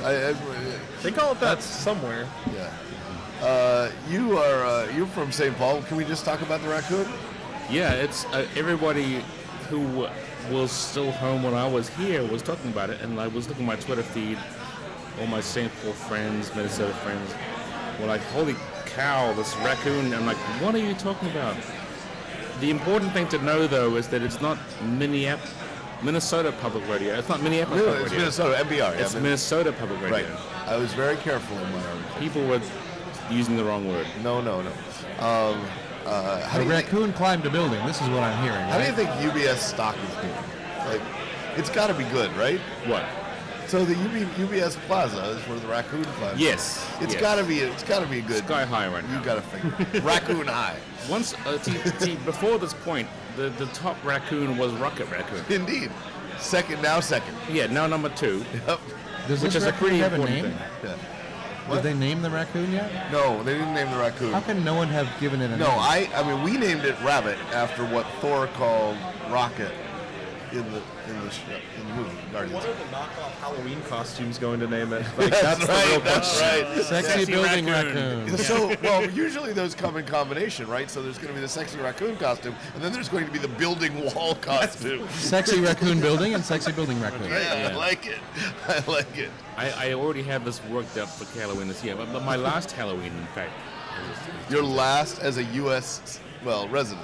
I almost said citizen, but we don't allow your type in this country. Not allowed. your New Zealand ways, your Kiwi ways.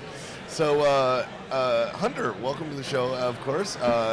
What's Steve Jackson Games got going on at this show? Well, we're actually at the show this time, That's which is right. nice. Yeah, last saw time a you were real live Steve Jackson. I did. He came playing up to games.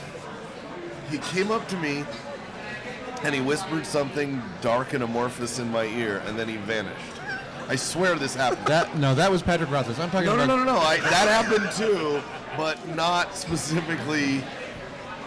This time it was Steve Jackson. Yes. He swear to God, that's exactly how it went. He came up to me. I think I demoing saw him. him the first day I was here, and I so didn't believe it Yeah. that when someone talked to me about Steve Jackson the next day, I was like, "Yeah, I've seen him recently, but it wasn't at What Origins." convention was that? Yeah. I don't know, when was it? No, literally, he sidled up next to me, and I don't use the word sidle very often, but this was definitely a full-on sidle, and he just was like, "Hey, Mike, I just," and then he just, just So maybe he is not getting a lot of sleep? it's a very possible. It's kind of crazy. I'm actually going to shows where Steve's at now, and he's gotten to go out to a few more shows lately. It's a pure joy for me to watch it because I hadn't had that experience in the past. And you hear stories like, oh man, he's everyone just is all over him. It's a rock star, and you're like, oh, I mean that's cool, and you don't get that until you're here. It's like, oh no, you have to guard this man. Like give him a duty. He needs it's like a kid in a candy shop. He's just a rock star everywhere. Well, it goes both ways. If you let him loose, he will find a table and play a game for hours. Absolutely. Right? Yeah. He had a 9-player game of Triplanetary. Yeah, today. exactly. That's not that's surprising. amazing. That's fun. Yeah. Well, so other than guarding Steve Jackson, what have you been doing at the show? So me personally, I've just been playing a lot of the Munchkin CCG. We've got that here in full force. We got a room dedicated to it, and having a lot of fun with that. And guarding Steve, but mostly the CCG. It's been a lot of fun. That's excellent. Cam, what has occupied your attention? Well, as you know, I'm the RPG director of Atlas Games. I do know that. And for this convention, I am also the booth monkey running the games for Atlas Games. Right. You've got a large staff of you. Yeah.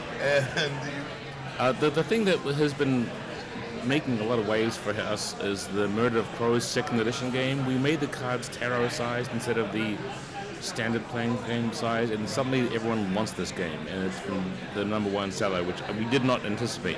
Did you put some new letters in? No, it still just spells murder. Okay. I was just hoping that it would have, One player said, "Can I make it spell red rum?" And I said, "Yes, red rum is acceptable. You can do that." Yeah, absolutely.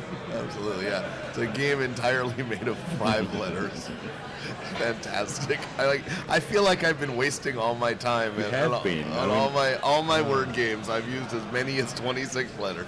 No, this has been an amazing show for us. We now have these. We have 2 booths. We have one in the vendor hall where we used to always have a booth, and we have one now in the main gaming hall where everyone plays games and demos them. And that's been our huge traffic area where I think we continually get surprised by how many people haven't seen these that want to play them. And, yeah, it's been pretty good. Cool. Paul and I enjoyed the very comfortable chairs in your demo booth today. We did. Actually, I left Paul there while I picked out 100 Reaper paints. Oh, that is so you. Yeah, well, I mean, I think the last paints I had were ones you gave me 10 years ago after you'd had them for 10 years. Yeah. No, that's almost entirely it's about right. time for me to replace them. It's every word you said was true, except you pointed at me instead of my wife Yvonne. Well, you actually delivered them. I did, me. but I they were all her Warhammer paints. Yes, I am married to somebody who has Warhammer paints. This is important. Warhammer. What is the shelf life of a Warhammer paint? It's not as long as you might think. thing. long. I reactivated a lot of them with water, but not to great effect. Yeah. It's definitely not 10 years. No, it's not. no. But whatever. Right? They were out of my house, and that's what mattered. We also heard that Cam has got another product coming out soon with Greater Than Games. Tell us. Yeah, in my free time, I'm part of a group of us. We work for Critical Hit Studios, which is a small triad of people. But anyway, Greater Than Games has hired us to work on and design the Sentinel Comics RPG, which is based on the Sentinels of the Multiverse card game. And that has been something that's been in the works for a couple of years now, and we still are polishing off the core rule book, but it's going to be fantastic. Yeah, no question. It plays great. We're super excited about it. It's such a vibrant universe too. Yeah. So so like all the colors they smack you in the face, right? So it's pretty good. My favorite thing about it, though, is that there's no big multimedia corporation that will take it away from you. No, well, the only problem is that there isn't anybody also extending the life of the brand, the life of the copyright 25 or 75 years beyond your death. What? I'm supposed to smack you. Oh. Speak closer to the mic. You could also have just read that internally. Yeah. That means the microphone, not Mike himself. Yes, indeed. I made that mistake the first year. Indeed. All right, so Hunter, what's coming up from SJG this year? So we've got the fantasy trips coming back. We're going old school, I guess. I'll try Planetary and the fantasy trip. Every time I shake my head, right? You did this to me before, I know. It's not, look, I'm going to play it. Let's be very clear. But why? I am the last of a dying breed of people who's actually played the fantasy trip. We need you guys to take it to the grave. Yeah, I know. I'm going to be buried in copies of this. Get it in the tombs. No, we've actually found that there's a lot of people that just have been wanting this. Do they have life support? They're on Facebook, and that's young enough for me. That means I can communicate with them. So, for those who don't know, the Fantasy Trip was a game that was divided into several books. The first was Melee, which was a hex-based hit your friend in the face game. And then there was Wizard, which was a hex-based hit your friend in the face with a magic spell game. And then there was the Fantasy Trip, which, follow me on this, combined Melee and Wizard and did nothing else. How old is Melee? 1979? Yeah, it's in there. I was playing that in high school. It then spawned a number of sort of offshoot games, like they're micro games, right? Yes. Yeah. Like Death Maze, Yes. and stuff. And I have all of this. Oh, right. And you'll have it again. I have all of this, and I have never once said to anyone who has come over to my house, "Hey, there's a game I used to play that I think you would enjoy," because I don't assume that. So when I excavate old dead games and make them again, I improve the rules and the look. Are you doing that? That is a good question. we are unclear at this stage. We tend to do something like stay true to the original. Oh, you produce the legacy version. The legacy, yeah, it's the retro edition. Steve is working hard on cleaning up the rules, making things a little more modern in that regard. But graphically, it looks old school. We actually got Dan from art back again. We got original art coming back. We've got the old. Who wants that? Hey, the cover of Melee is pretty awesome. Yeah, I know, It it's is. iconic. No, it's iconic. It's one of the most powerful images in my gaming life. Sure. Yes. It is don't not remember it. something I would commission today, however.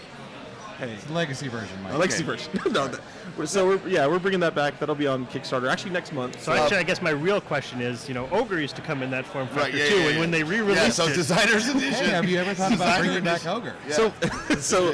We no, actually. I want to know if Melee is going to be yeah. at 25. No. What it is, it's going to be, it's very simple. Oh, So, that's the lessons learned edition. That's the Phil will kill us edition. it's going to be a life-size edition, right? Every hex is one human, right? And you just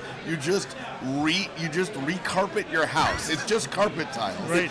Right. It's true the fantasy trip. You just play it in your house. I like it. That I'll buy. Yeah, we did some interesting stuff. There's like we had a little excavation trip into the archives. We had to take out a bunch of the Pocket games recently and unwrap them and open them and check out get the contents. I don't know what that project is yet, but all I know is there were a lot of people that were very upset for us opening these like archived copies. Well, of that's these because Pocket all games. the disintegrated components just fell out. Right. The box is disintegrated. Get ready it's to Ash again. Get ready to spend the next 2 years of your life redoing the creature that ate Sheboygan. That is one of them. That is one of them. That is totally. That is one. That's definitely Yeah, tell your boss, just put them all in a book and just get them out. Yeah. That's what I'm going to do. That's right. I can't wait till that happens. Put it all in one book and then just forget about it. Yeah. You know what? I would pay cash money for the creature that ate Sheboygan. That's a thing. That was the one that it was in Dragon magazine and every other comic book I remember when I was a kid. I never saw a copy of it ever. Oh, I see. Because New Zealand, right? Again, I have a copy. And target audience. Yes, indeed.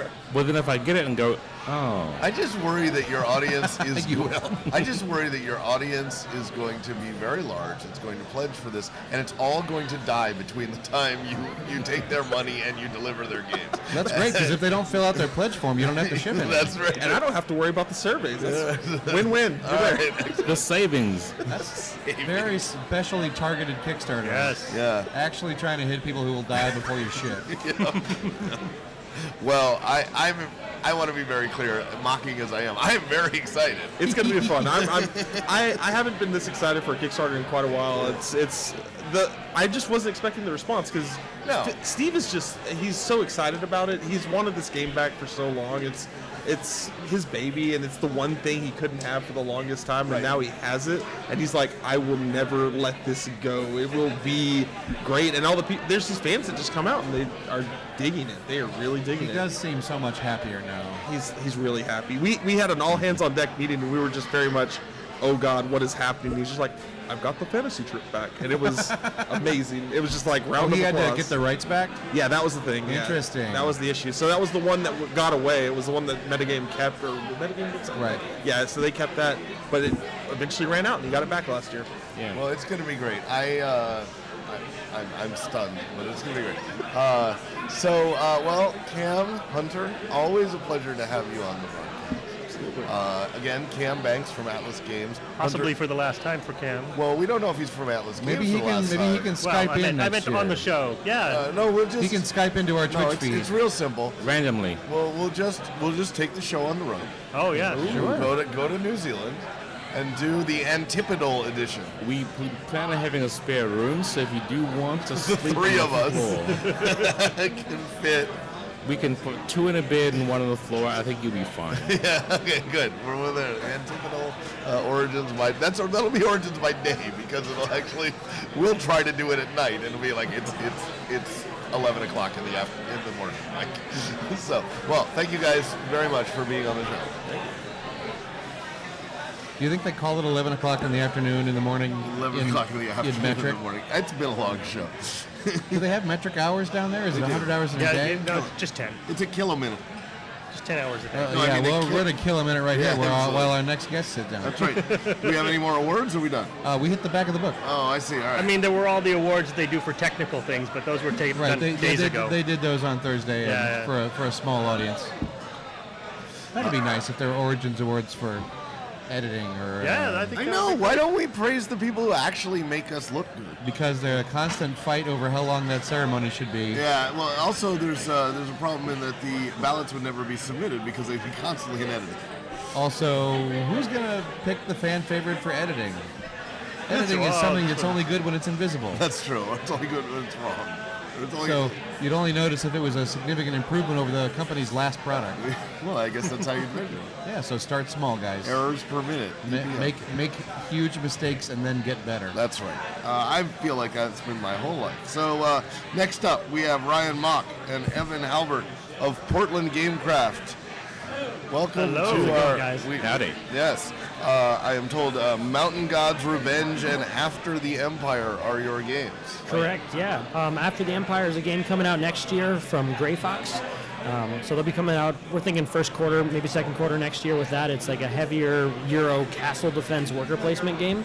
And then we're here actually pitching Mountain God's Revenge, which is modular hex slat based game where there's a city at the bottom of the mountain that's polluting and a bunch of mining camps and villages along the way, and the Mountain God is angry about that.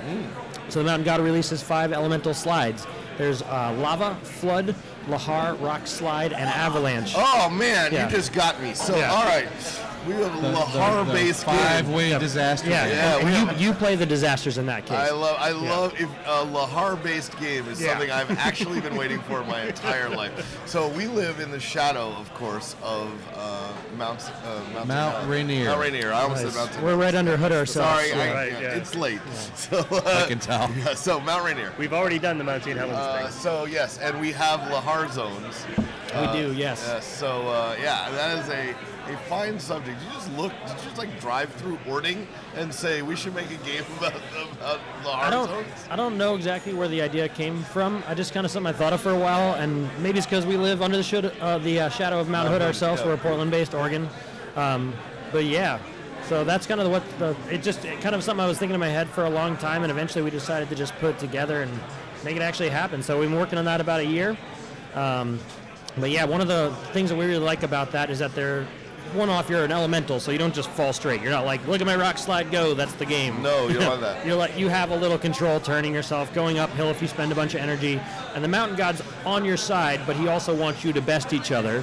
So you're trying to stop each other from actually succeeding and defeating, and each village has people who also worship you as, a little This demigod. is why the city is going to live, because the Yeah. natural disasters can't get along. No, yeah, Not, that's yes. how the way you survive a mountain eruption is to pit the various pyroclastic flows That's against right. each other. That's right. That's how the city's going to keep beating us. I mean, not just the pyroclastic ones, obviously. Oh, yeah. I understand. I didn't mean to denigrate your flow. The non-pyroclastic. Yeah. And Lohar is exhilarating, but it usually comes with a question of what exactly is that. So Oh, it's great. It's the kind of thing that you're when we're in our neck of the woods, right? Where you're like, if you ever have to, if you're ever presented with a Lahar bearing down on you, just accept that you are dead. This is the guy from Reading Rainbow. Yes, this Lahar Burton is. Okay. Okay, so that has actually been the plan all along, and you came to it as well as we did. Nice. We're gonna eventually name it Lahar Burton, of course. That has got to be the name of that character. Yeah, obviously. Excellent. It's the only character name we have yet, but No, you only need 4 more puns. Yeah. Why don't you name them all Burton, and that would be Lava Burton. Lava Burton and so on, the whole Burton family. Too bad you don't have Hale. You can have Hale Burton. No, that's terrible. Oh no, That's that's in the actually a decent expansion. card name. That is a good expansion. There you go. Yeah. That's in the expansion, Mike. All right, You did I it. feel like I deserve a design credit. on the Rockslide cover. Burton. We will. Rockslide Burton. band name. Rockslide Burton could be a band name. I Oh, can see that. Rockslide Burton is totally a bad name. Or a marketing firm. And they're just being edgy. No, I saw them opening for Molly Hatchet once. It was great. Yeah. No, they're awesome. Look, of the three of us, I think the only one who's actually seen Molly Hatchet. You're the only one who knows what Molly Hatchet That's looks true. like. That's true. So, all right. Well, that sounds really cool. Are you guys down on the exhibit floor? What's your So we're not here as exhibitors necessarily. We're more just floating around trying Necessarily. None of us are here as Necessarily. exhibitors. Yeah. You may have a booth, you may not. Who knows? Yeah. Find the booth. Great. No way to know. Yeah, we're a floating booth that's made of ourselves. Oh, it's a pop-up Yeah. booth. Yeah, it's a pop-up. I want to do that next year. I want to have like a puppet show on my back and Nice. have 2 people telling you about my games as I walk around. That's I awesome. think could do that. I could totally do that. Yeah. I do voices. I'm Yeah. sure John would not I don't do care. voices. You do, boys. Yeah, I can see that. Well, gentlemen, thank you so much Yeah, for coming on our show. definitely. Ryan Mock Sounds and very Evan exciting. Halbert Yeah. of Portland Gamecraft. One of the two of the many Portland-based designers that we've had on this show. Indeed. Yeah. And we're It's like excited. the Seattle of Oregon. It is very much like the Seattle of totally. Oregon. And vice versa to you. So. All right, right. get out. Now we're Thank you. insulted. Get out. Get out. Thank you guys. Appreciate you it later. so Thank much. you so Yeah, much. have a good one. Just You know, we should get a Portland in Washington. We have a Vancouver, Washington. Yeah, we That's- took that's, that. That's North What Portland. if we replace Tacoma with Portland? Like, can we do that?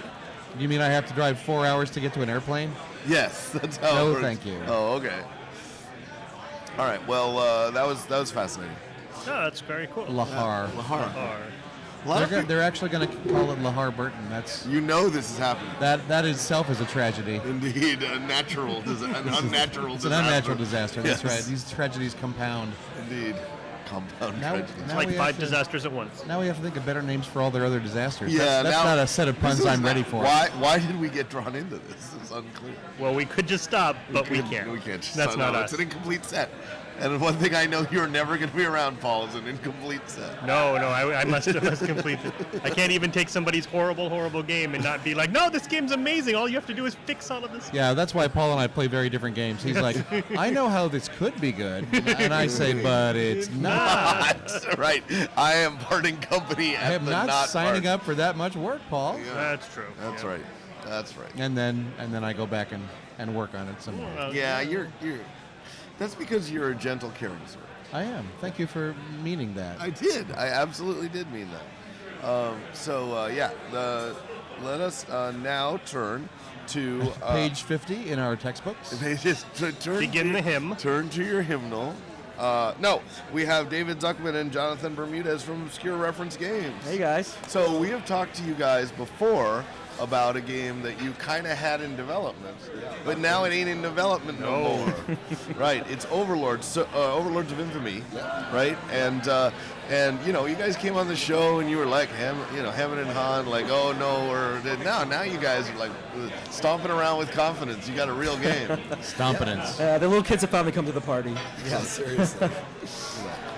So you've got this awesome game, but I really want to talk about the corgis you have in your booth. No, it's very true. Right, there are a lot of those. We have a couple of corgis, and everybody's trying to steal them every single time that Yeah, they walk by. they're very adorable. Very adorable. Yeah. It's just about the best mascot we could have asked I couldn't have asked for a better mascot. It really brings a lot of people in, and they get excited, and we just, we're happy that they come, and they want to take pictures and pass them around, so it's great. So are you going to have a corgi-based game soon? Actually, it's funny that you say that. I mean, that was an easy softball question. Yeah, so we're actually developing a game called Escape from Corgi Canyon. Nice. It's kind of a fun starter game, maybe 10 minutes max, really, to get the party just started, talking, having fun, and then you kind of get some real gaming. Yeah, so it's probably going to be the smallest game that we've ever made just because he keeps getting on my case about making expensive things. Well, I don't know what that's about. No. Well, when you have a great designer and a developer, they just want to go all crazy, and someone has to think business and keep the designers in check sometimes. There's no proof that a game company someone has to think business. No. See, I agree with you. It's never paid off before. I can't think of one company that's worked for it. No. Well, let's talk about Overlords then. Sure. What would you like to know? What would you like to tell us? I mean, Okay. Look, let's be clear. We're not the only ones listening. There's at least 2 other people currently watching us. At least 2? At least. That's about double what I expected. That's probably certainly true. Oh, you come back sassy. I love it. I told you they were all Heaven and Han last time. Now it's not. Now it's just. Now they've entered phase 2 of maturity. Hey, we have, There are 6 to go. No, yeah. There's many more phases of maturity you should go through. we have you 3 to thank for that. You had us on your show 4 years ago, and now we were walking around all. Was it 4 years ago? I think that was our first one, yeah. Yeah, I don't know, man. Something like that, 3 or 4 years ago. Yeah. Yes. How you've grown. So tell our Yes, yeah. listeners about Overlords of Infamy. Sure. It's a game where you're an evil overlord and you're trying to make everyone as miserable as possible. So you'll do things like blanket the region in glitter or throttle internet speeds to 56K, start a global thermonuclear war, small things like that. Yeah. Sure. Yeah. So that's it. You're trying to get the most amount of misery points from these terrible plots that you're working on. And there's an adventuring hero that's wandering around. Just trying to thwart you. horrible guy, super nice. Yeah, we don't like him. Why would you ever want that in your life? Yeah, terrible. From the Kingdom of Good. But yeah, that's the general premise. And then there's these world events that come out that make things change in various ways. They could be really good for the overlords. They could be really bad, or they might do nothing at all. But that's the timer of the game. So you wait until a few of those have gone by and add up your misery points, and whoever has the most is denounced the winner. I have been adding up my misery points Since we sat down. Since you sat down. Yeah, that's perfect. Yeah. That makes sense. But it's a family-friendly game and really just based on comedy. We really want to take an approach where, you can play the bad guy. We're always playing the good guys, and if I am going to play the bad guy, I want to have a really good, fun time doing it. Because I think the bad guys want to have a good time. I always love a game where the bad guys are the focus, like, the building dungeons and things like that. Yeah. Like Dungeon Pets and Dungeon Yeah, Lords. exactly. We love those. Yeah, exactly. Absolutely. Yeah. So is this game debuting at the show? Is it what? No. I guess you could say it kind of is. This is the first large show we've been to. You haven't been to it. Like, I mean, I know it's been out for a while, Yeah. but you haven't, like, this is your first presence at Origins as Yes.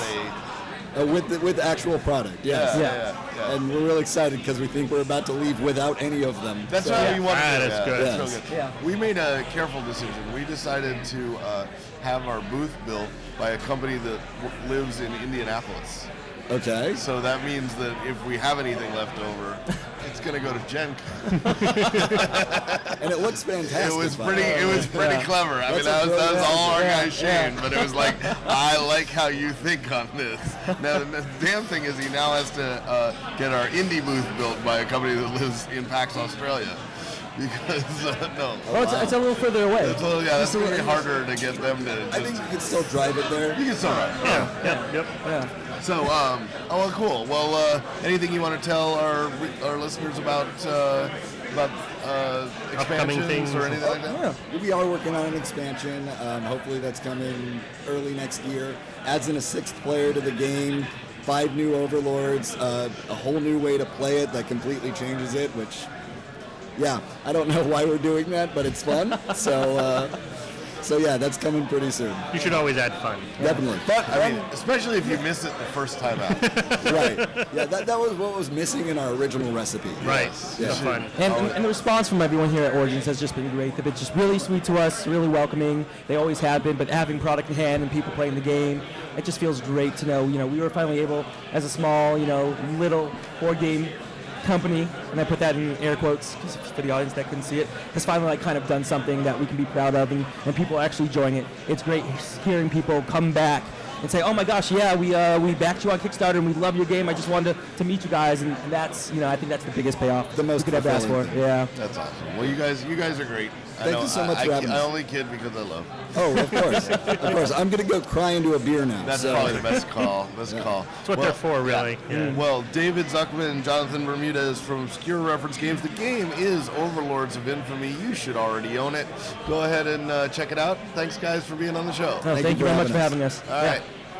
I think you play the bad guys in Dungeons and Dragons. I mean, it goes way Yeah, back. no question. You're murder hobos. Yeah, murder hobos. Murder Just hobos, these- my favorite. there's a perfectly functional ecosystem, Right. underground, Yep. taking All of those care of things itself. are in balance. Yep, 100%. no. and then you just stride in and kill everything and take its money. Yeah, I always, when I was a kid and I was designing my own little Dungeons and Dragons modules, right, I looked back at them and I was like, I would take the orc, right, this is one orc, he's hanging out and he's behind a curtain of yellow mold, right? Yellow mold? Yeah, it kills everything it Sure. walks through.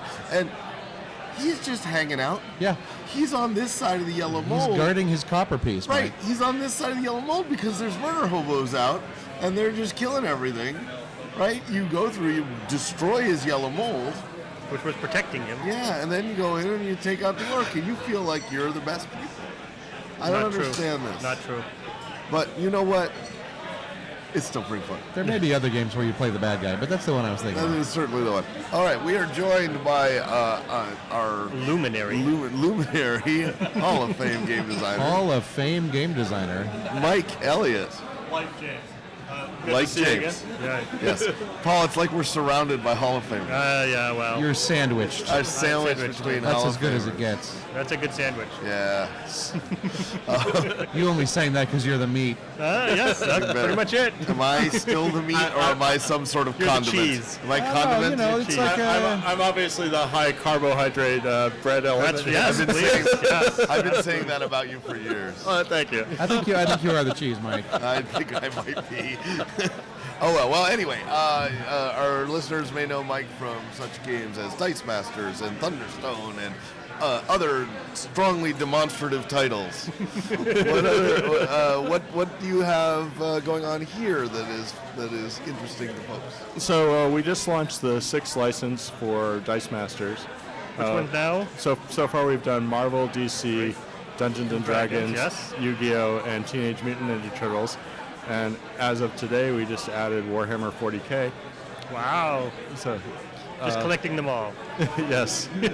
And some people might not know, but the game kind of switched from a collectible format to more of an LCG format now. Sure. So it's you don't have to. There's no more blind purchase on most of the new products. So because you're now working on Warhammer 40K, you must have had to read the young adult novels that have been coming out.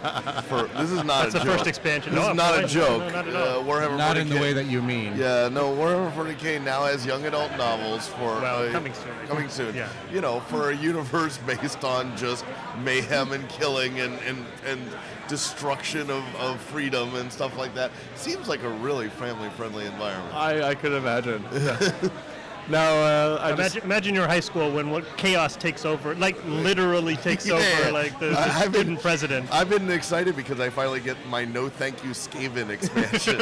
I'm gonna really. Anyway, sorry. I assume that's not what your game is based on. No, I read a lot of the source material, looked through a lot of the old minis, and that was basically the first set is like Chaos Nurgle and Ultramarines, Space Wolf. Classic confrontation. Yep. Right. Yep. In fact, Eric Lang and I yesterday played like a little grudge match with the new set. And want to take bets on the winner there? Ooh, I'm not sure I do actually. No. Why would I find that fun? So I just get beat down over and over again. So I managed to win again. I'm now 7-0 against Eric. Oh, perfect. Oh yes, of course. In Dice Masters. Yes. Well, he's not here to defend himself. I know. And I just mean he's not at the table when he plays. He was supposed to be here, right? And he's not here to defend himself. Yeah, Eric was inducted into the Hall of Fame earlier tonight. That's true. He's probably drunk now. Congratulations to him. Yes, Indeed. of course. Indeed so. Indeed so. Well deserved. Yes. So what else is new and interesting in your life? So been doing a lot of game design, a lot of spec work. I've got a couple of games with CMON. They'll probably come out next year. I've got a game with Renegade. I've got a game with Brain Games, who are the guys that do Ice Cool. I've got Fun company. I've still worked with AEG on Thunderstone Quest, and we're talking about doing some extensions to that brand as well. That should be great. Yeah, that's a fun rev on the game, on like Thunderstone. The quest system to sort of open the game up over time is really cool. Yeah, I really like the dungeon element, and that's what I've kind of been exploring, Right. is doing more with the dungeon element in future expansions, or even doing a spin-off of the game for like 2020 or Sure. It's hard to At this imagine. point, yeah. Oh, it's easy to imagine. My games take a long time to make. 2020 isn't even the furthest year on the schedule. So yeah. Well, that's awesome. Have you been enjoying Origins? Yes, I have. It's been a lot of fun. I did a couple talks. Went to the award ceremony earlier. Did some pitches to publishers, just the usual. Awesome. This is one of the. I like this show a lot better than Gen Con or Essen, just because it's not as hectic. Like Right. I feel like at Gen Con and Essen, it's like the person I'm meeting with is trying to figure out like, well, how many 20 more meetings do I have today? Right. And like is just trying to get through their day. Whereas here, I feel like I'm actually getting face time. Yep, absolutely. It's a show where you can talk to each other, as evidenced by the fact that they stick us in this corner And tell us to talk to each other. talk to But each other. I don't know if it's just a perception of it. It looks like there's more publishers and retailers this year than last Well, year. they moved the hall, which meant all the place you were looking for the publishers before is empty. Well, It's a spot that used to be empty, now has publishers. Yeah. So it's like, But I mean, I think it's pretty clear that the reason they swapped the halls is the other hall was bigger, and now there's a huge number Well, of there's publishers room here. for even people like us. Yes. So it's worked out. It's worked out. but yeah, that's pretty much what I've been up to. Just doing the freelance dream of working at home and talking to yourself. Yeah. That's not always working. That can happen without anybody actually paying you. It works. Yeah, you're going full time on that, right? You're gonna go Talking to myself? Yeah, Yes, I am. Just skip the middle part of actually doing it. I don't expect to actually sell any games, though. That's, No. that would be the primary difference between me and Mike Elliott. That would be. I would sit in my basement and just throw stuff out the front door. That seems like the right call. See who comes by. Yeah. I got hit by a James Ernest I game. talked to the mailman once. He said it looked like a good game. I don't know if he played it. Yeah, that seems good. I'd never throw anything out. I just fixed one that I've had on my shelf for about 13 years now. It's You never know when something might come back and you get an idea. Okay. Well, it sounds like you've had a good show, and again, congratulations to your co-designer Eric Lang for joining you. I was very in the Hall of excited. Fame. Well earned. I would say so. Perhaps we'll even get to tell him at some point. No, he won't. He doesn't. He doesn't come to this. I mean, if you run You know into what it is? I'll see if I can he track him agreed down to and get appear it. before he had the big head of Hall That's of right. Fame. I mean, honestly, we're just lucky that you'd come down here because honestly, we haven't gotten any Hall of Famers to come here. Just tell him we said hi. I figure you're still new enough into the Tell Hall him of his Fame work here is not that done. You still think you have some obligations to show up every now and then. When he just skipped over like 5 years of Hall of Famedom and in that level of laziness. But whatever, we're not mad. I'll see if I can dig him up for you. That'd be very nice. We appreciate it. Thank you, Mike, for coming on the show as always. Thank you for having me. I Yep. appreciate it. Talk to you later. I think I heard a number bandied around today that there was 20% more people signed up, for the convention, 20% bigger. I know we said John Wood said that Saturday and Sunday were both gravy over last year. I can tell you that last night the bar was 200% Yes, more full no question. than I have ever seen. No, so a lot of people don't maybe not understand where we're doing this from, so I'm gonna say that. So we're in the big bar on 2, which I describe as the social hub of this convention. It's basically which has been so for how long? the convention. 18 years. Yeah, since it's been in Columbus. Since it's been in Not Columbus. So, and the neat thing about it is that it's sort of an open air area, right? Like it's over there's sort of like a big environment. You feel like it's a lot of space, but then you realize literally everybody is here. And so you just are packed in like sardines and you couldn't be happier. I think this might be the first year in a long time that some absurd remodel is not in progress. That is also in this true. hotel That's complex. very true. And they have done some crazy things to this place since we Right. started coming It here. did not seem like at any point we had to take a zigzag path. Right, there's a place where escalators really ought to be. Yeah. They used to be there. They used to be there. Yeah. And for some reason they're gone now. Well, they haven't started the remodel to put them back. No, they're never putting them back. That was years and years ago. You know what I'm talking I about. do. They're coming back absolutely. around. They're coming back around. They've Yes, got to keep their funding. So Yeah, they're- no. You don't. We should kickstart a set of elevators to go I think it's a right great where those idea. escalators used to be, so I could go down where it's clear that I want to go down. All right, up next is Alex Cameron from Gamehole Con. No, you need to be talking into that box. Hello, I was just waiting. Hello. And Stefan Pokorny from Dwarven Forge. Hello. It's lovely to see you upright as always. Well, I'm not always upright. I know, I am now. but I'm excited to see that this time. Welcome to the podcast. Thank you very much for being on it. We're honored to be here. And Yes. I'm also representing True Dungeon. Oh, That's yeah. my- We're going to yep. talk about that, absolutely. So, yeah. But let's talk about Dwarven Forge first. We've been hearing that there's been all sorts of Dungeons and Dragons stuff going on and things like that. So tell us more. Yes, well, we like D&D, obviously. It's probably good that you do. That's good. I would say that if what you I hope said they was- respect at the very least. I would think if you said, our That damn game, why is there Exactly. play that damn Our- game? It's hard not modular- to like some version of that game. That's Oh, right. that's true. Our There are so modular many. tiles just aren't for people like you. I just think you'd be cutting out a little bit of your supposed to market. be dollhouses. I don't know why everyone's using them for this crazy game. I actually do use them for dollhouses. Just so you know. I know that Trevor may We're not have put, against that. Trevor may have put you together randomly, but this Whatever is. use you want to use them for. I really It's actually no judgments. I really like the pairing of these guests because the first thing we're going Tiny to talk dungeon about and true is dungeon. tiny dungeons. Yeah. The second is dungeons that are the size of castles. But go ahead. So what's going on here? Well, first of all, I would like to clarify that I've been playing Dungeons and Dragons since I was 9 or 10. So 3 decades, and I never stopped playing First Edition. So yeah, that's why You're an Osric guy. He's hardcore. I'm old school. I'm still playing AD&D. Ugh.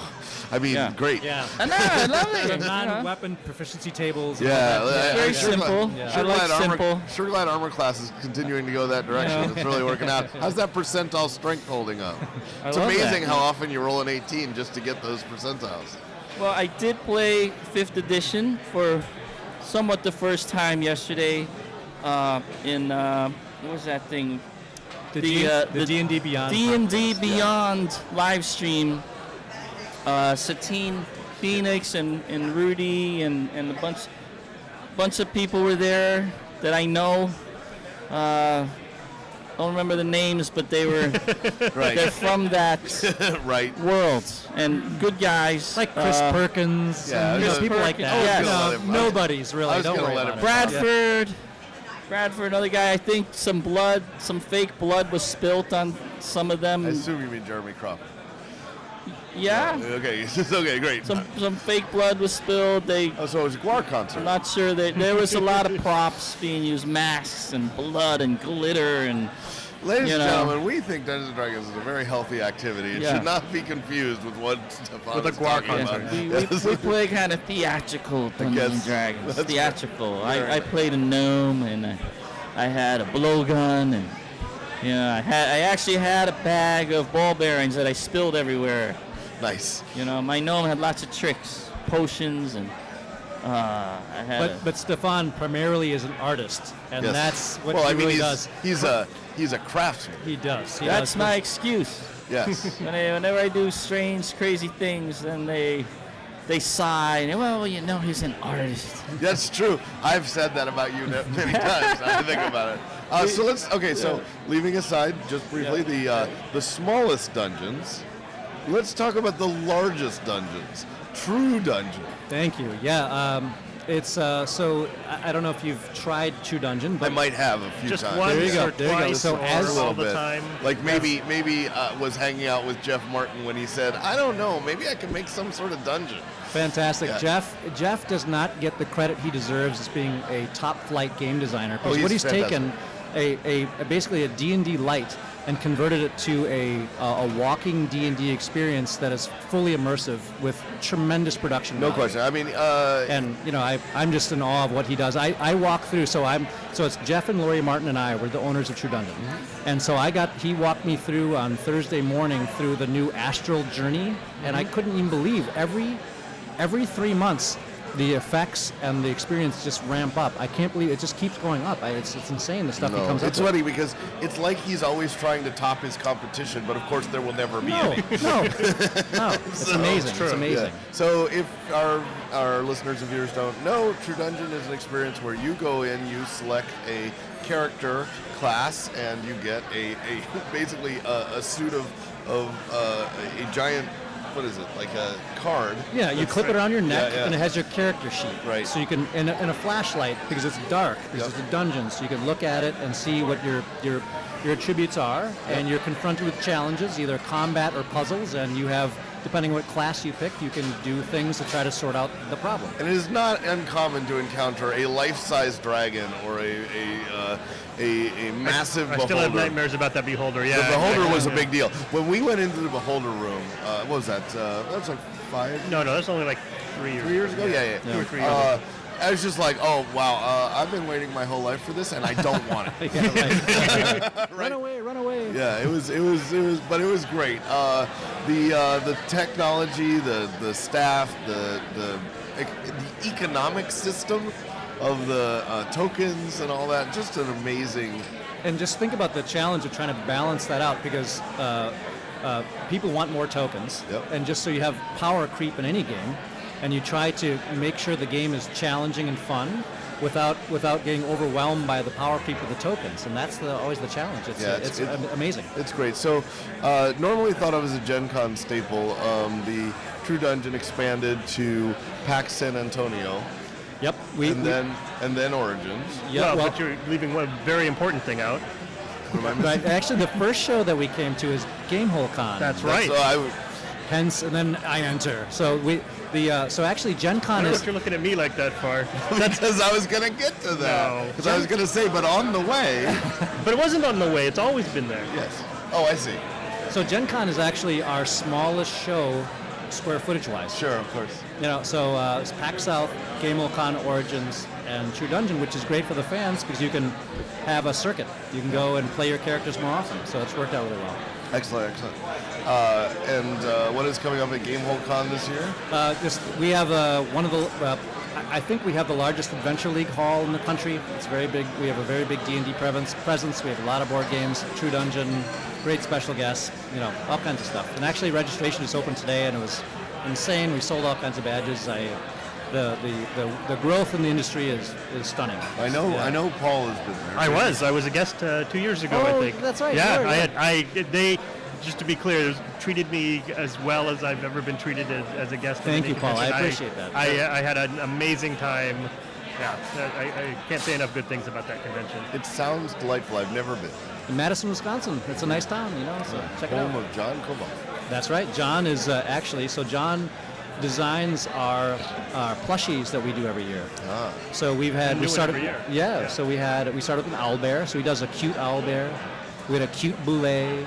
Last year we had a cute mimic. Oh man. And this year the big reveal is it's a cute Odiug.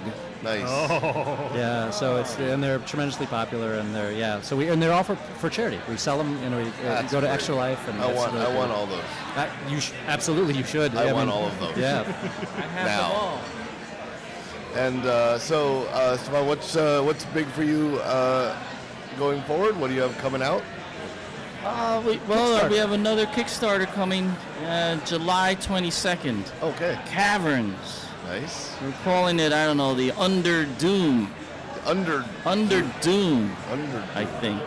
Under Doom is the working name. So there's Doom above and we're below that? Doom above and below. Okay. It's under the Doom. Okay. I think you should stick with Under Doom, I think. That's Whatever. awesome. That really sells. I really like it. I don't know.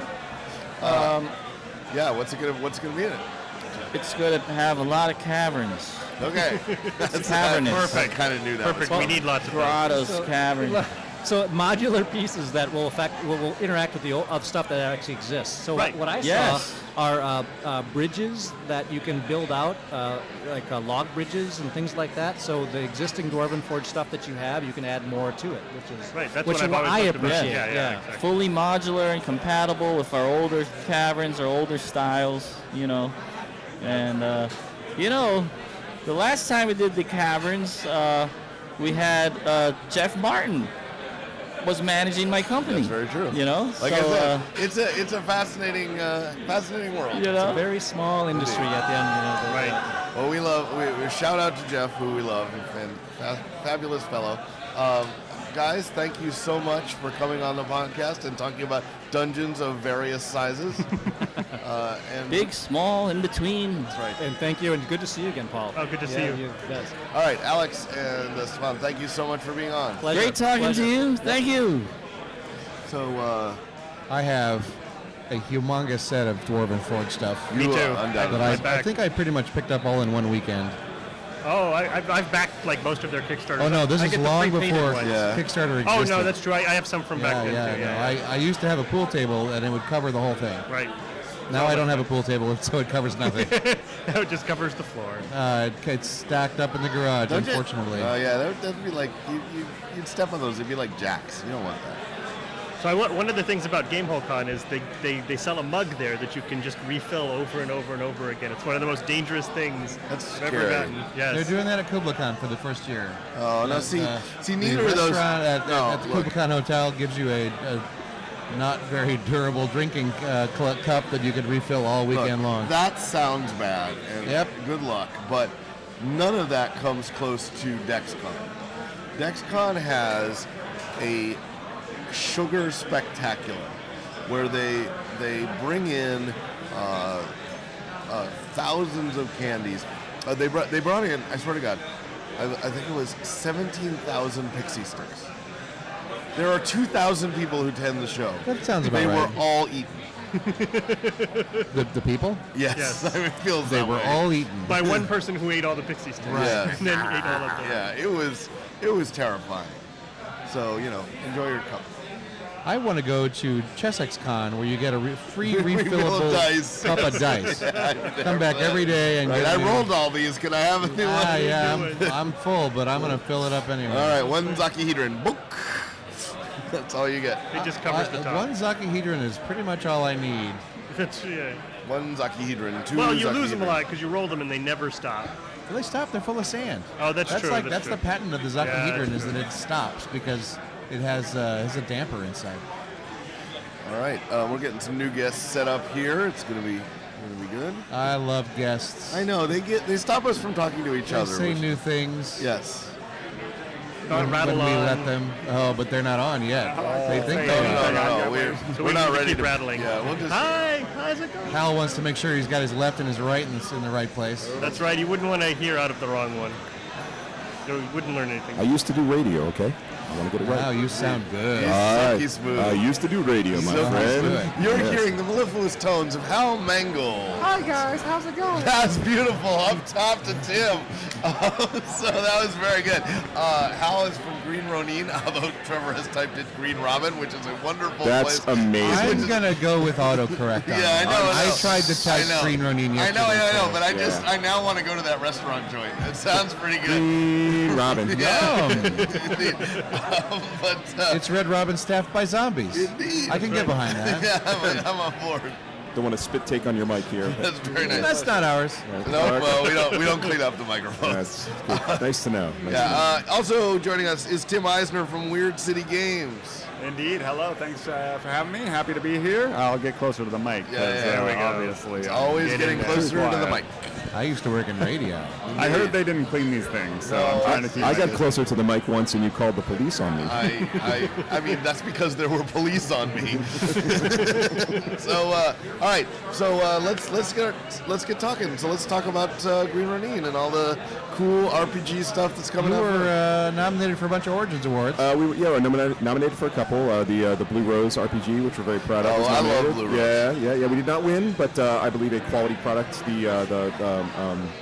The Cubicle 7 Adventures Middle Earth thing won, which is a fantastic piece of work. And it's an honor just to be nominated. It's more than an honor. It's actually pretty great to be nominated. So I've no. Yeah, they send you 5 stickers. They really do. It's pretty nice. They let you into the room, and they let you buy more.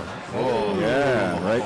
And then also the accessory pack, the GM screen for that game was also nominated and lost to Xanthanar's Guide in a shocking move that no one anticipated. I don't know if you know, but Dungeons and Dragons is a fairly popular game. I've heard that. Yeah. I've heard that. Yes. Got some new stuff coming out. Expanse. First of all, this is our first time back at Origins in quite a while, and we haven't had a really physical presence here ourselves, so we're back, and it was great. Coming up for us, we've got some new stuff for our existing game lines. Modern Age is a game that we're previewing here a little bit. It's actually at press right now, and it's sort of our Age system translated into the modern era, thus the name. Age being Dragon Age. Dragon Age, yeah. It stands for the Adventure Game Engine, but that's that. I always called it Dragon Age Age. Yeah, I have sometimes written that, and what am I doing? Yeah. Exactly. Or there's we capitalize Age, and I've sometimes written Dragon Age, and it's not the way it works. No. But also that system we're using to power the game we are doing that is based on the books. The same books that are licensed for The Expanse, the TV show. We are doing Expanse, the role-playing game. We are licensed off of the books, not off the TV show. I have no idea what the difference would be. The difference is that we don't use any of the TV show imagery and, in fact, cannot make stuff look like the TV show and all that sort of stuff. Also, at this point, the TV show has branched fairly significantly from the different source stories material. and stuff like that. And, I mean, obviously, I think that when our game comes out artistically, there will be stuff where you can go, oh, this is obviously about the same thing, but our stuff will not look like theirs exactly or anything. But anyway, so we're going to be actually crowdfunding that, kickstarting that sometime in the next couple of weeks. We'll actually be starting that. So we're pretty excited about it. How far in that series are you going? We're actually sticking with the first book to start with. Sure, Leviathan Wakes? Because I believe that the books have a trend toward large things happening at their ends. Yes, that is exactly that how those change the books landscape. go. So we've decided to stick with Leviathan Wakes to start with. Sure. And we're really excited about how that's going to go. We're going to have a quick start for Gen Con that will be available at our booth there. You're gonna Kickstarter the quick start? We're going to we're kickstarting the main game. I got what I wanted out of that. That's all that mattered. Yep, you did. Yep. Fair. But yeah, so that's going to be we're really excited about that. We think it'll do pretty well. We were a little nonplussed when the show got canceled, and then super excited when it got suddenly uncanceled on Amazon. So that was an interesting 3 days. I mean, because honestly, we'll do this regardless. But the TV show is it's like free advertising for your game, so it's really cool. And we all are huge fans of the show and think it's awesome. And this is a win-win for everybody. So people are able to see it here? Not really, because we are, there's a reason we haven't kickstarted it yet. I That's see, because stuff I has not see. been ready yet. But yes, the cover is almost done. The manuscript is actually completely done and has been through editing and everything like that. The quick starter is in layout, and we're working on art for it. And Sorry, everything the like what? that. The quick start. You said quick starter. I did. I did, didn't I? Yeah. Okay, Tim. So let's talk about Weird City Games. Okay, yeah. So I have a new Kickstarter coming out in October. That's called Path of the Red Planet. It's also similar to The Expanse. It's set in the colonies of Earth Earth has fallen and Mars is the center of power in the solar system. So each player is playing a faction on Mars who's trying to gain control in the new sort of galactic order that's happening. So, and the interesting thing is that each player serves two patrons that are to your left and right, and these are powerful entities that you're trying to boost their prominence, and you share those with your neighbor. So to win the game, I need both my patrons to be at a high level, but I need to ally with both my neighbors to the left and right to make them advance in prominence. What kind of game is this? It's like an area control, blind bidding for influence of areas. There's 12 colonies throughout the solar system, and you're like spreading out. In the middle, there's a rondelle with Mars that's spinning around, and where Mars is, you can send your guys closer to those areas based on the distance it is from Mars. It costs more to send your guys farther out in the galaxy. So, cool. Yeah. Sounds like fun. Where can we see this? You can see it. It's going to be at Gen Con. I'm going to have a pretty close to final copy that I'm going to be demoing and showing off. I have a cool looking board right now, but that's about it. But that's going to be coming out in Gen Con, and going to be unveiling stuff, on our website at WeirdCityGames.com, and on Facebook. You can follow us as well. And at Origins, I also have another game with Druid City Games called Grim Masquerade. That's a follow-up to the Grim Forest. It's a social deduction game, but each player shows up as one of the fairy tale characters to the beast is having a masquerade ball. But when you go there, your appearances change and you become somebody totally different, and you're trying to unveil your true persona or expose who other people are. So you're trying to collect these magical artifacts who will show who you are. So it's a little like set collection deduction game that you're trying to do. Got it. That sounds like pretty cool. Yeah. They gave you a new mic, Hal. You broke the old one. Yeah, I know. I'm good at that. You need a new mic. You used to be in radio. This mic is. I think great. honestly, you need a new mic. I am already. This whole show needs a new mic. I would agree that my company would be better served with an extra version of me or a replacement. So Hal, what do you? What's your perception of the convention? What have you thought? I've been pretty happy with the way things seem to be going this year. It looks like things have grown. The rearrangement of the halls was at first confusing, and yet I think it makes a lot of sense because it sort of sandwiches the vendors between two big halls full of demos, which I think is pretty cool. I don't know, the energy on the floor seemed really good. There's a lot of booths out there, a little bit more than last year, and I've seen a lot of really cool products. So, and the Origins Awards just happened tonight, and those seem to have gone fairly well. So, yeah. I am bullish on Origins. Bullish. Yes, buy stock in Origins right now. Oh man, get in on the ground floor. That's right, it's on the rise. It's going up. Yeah. It's an elevator ride. Tim, have you been to Origins many times before? This is only my second time at Origins. This is my first time staying on site. So this is my first time seeing the big bar on too. Okay. Oh wow. Yeah. Whoa. Yeah, we made. Way to bury the lead, man. Yeah, seriously. I didn't realize we were dealing with a rookie. Yeah. All right. Well, okay. So let me explain the etiquette of the big bar on two. I might have messed some things already up. First, The tallest guy buys all the drinks. Buy all the drinks. Everybody knows this. He's hunching down, just making sure that we don't notice. And if there's not a tallest guy, the guy with the worst posture. Either one works. Either one works. Okay, well, let me just get it out, guys. No, wait, careful. It's a family show. I figured out this is my 19th Origins. Only not my 21st because I missed 2 years in there, but I've been coming since 1997. 95. I think I'm 95 myself. I'm 90. Oh, you're 95. Yeah. I was like, no, I'm pretty sure it's 97 for me. No, I think I'm also 95. I don't think I've missed any. Yeah. And actually, if you count two other ones, I guess it is my 21st because I went to two other ones that were not here way back in the midst of time. The Baltimore one. I did not go to Baltimore. That was quite something. Yeah, no, I have heard the tales. But today we live in paradise. This is paradise. We do. Columbus is a wonderful city, and I really do love coming here. And certainly, it's from what it was 10 years ago, the recovery of the city has been amazing. That's not what my ticket agent thought. Yeah. I was wearing a Hawaiian shirt when I went to the airport at 3 o'clock on Wednesday morning, and I walk up to the ticket guy, and he says, "Oh, hey, looks like you're going someplace great." And then he looks at my boarding pass and says, "Nope." He was wrong. Well, my recommendation He didn't is know. live on the East Coast and have a 1-hour flight that you can get up for 15 minutes before you need to be on the plane. That's great advice, Hal. It's fantastic. I'm going to try that. All right, we'll do that next time we fly from Seattle. Yeah, Right me too. Next time from Portland, it'll just be the 1 hour. What is it flight with option. Portland this year? We have just got the most Portland game Don't designers take ever. that personally. We've No. just had other guests from Portland. We have had That's many all. guests. We It's have not what with Portland. It's like, yay, Portland. is on the rise. No, It's yeah, ascendant. but I think I hear the dream of the 90s is still alive there. Yeah. That's what I've been told. But I heard about 95. A lot of people came here in 95. I didn't, so I'm trying to relive that and like It make would it happen. ascend even more if not for that darn Columbia River. It's a pain, indeed. Indeed. Well, thank you both for joining us on Orange. Absolutely, happy to be here. Hal Mangold, always a pleasure to have you on here. Indeed. Tim, Yeah. Tim, always great. You come back now that you've learned how Starting a trend. starting the Big Bar on 2. Well, thank you guys for just inviting me in as a newbie. I mean, you didn't know I was a newbie when I came on, but like No, we thought we remembered you, but we were wrong. Yeah.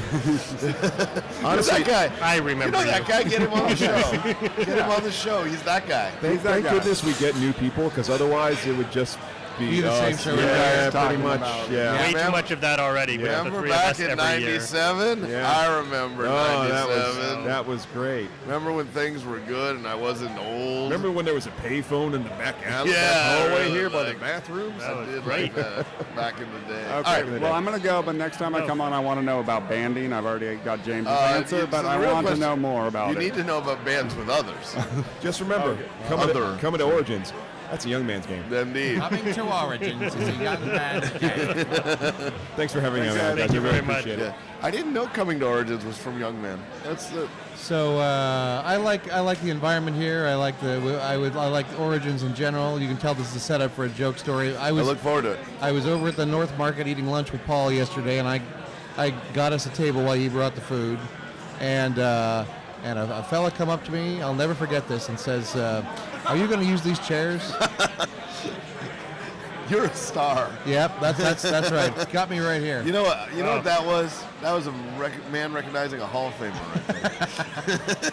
Right there. When they did induct me into the Hall of Fame these many years ago, the very next day I forgot my badge and tried to get into the exhibit hall, and somebody in a stormtrooper costume wouldn't let me in.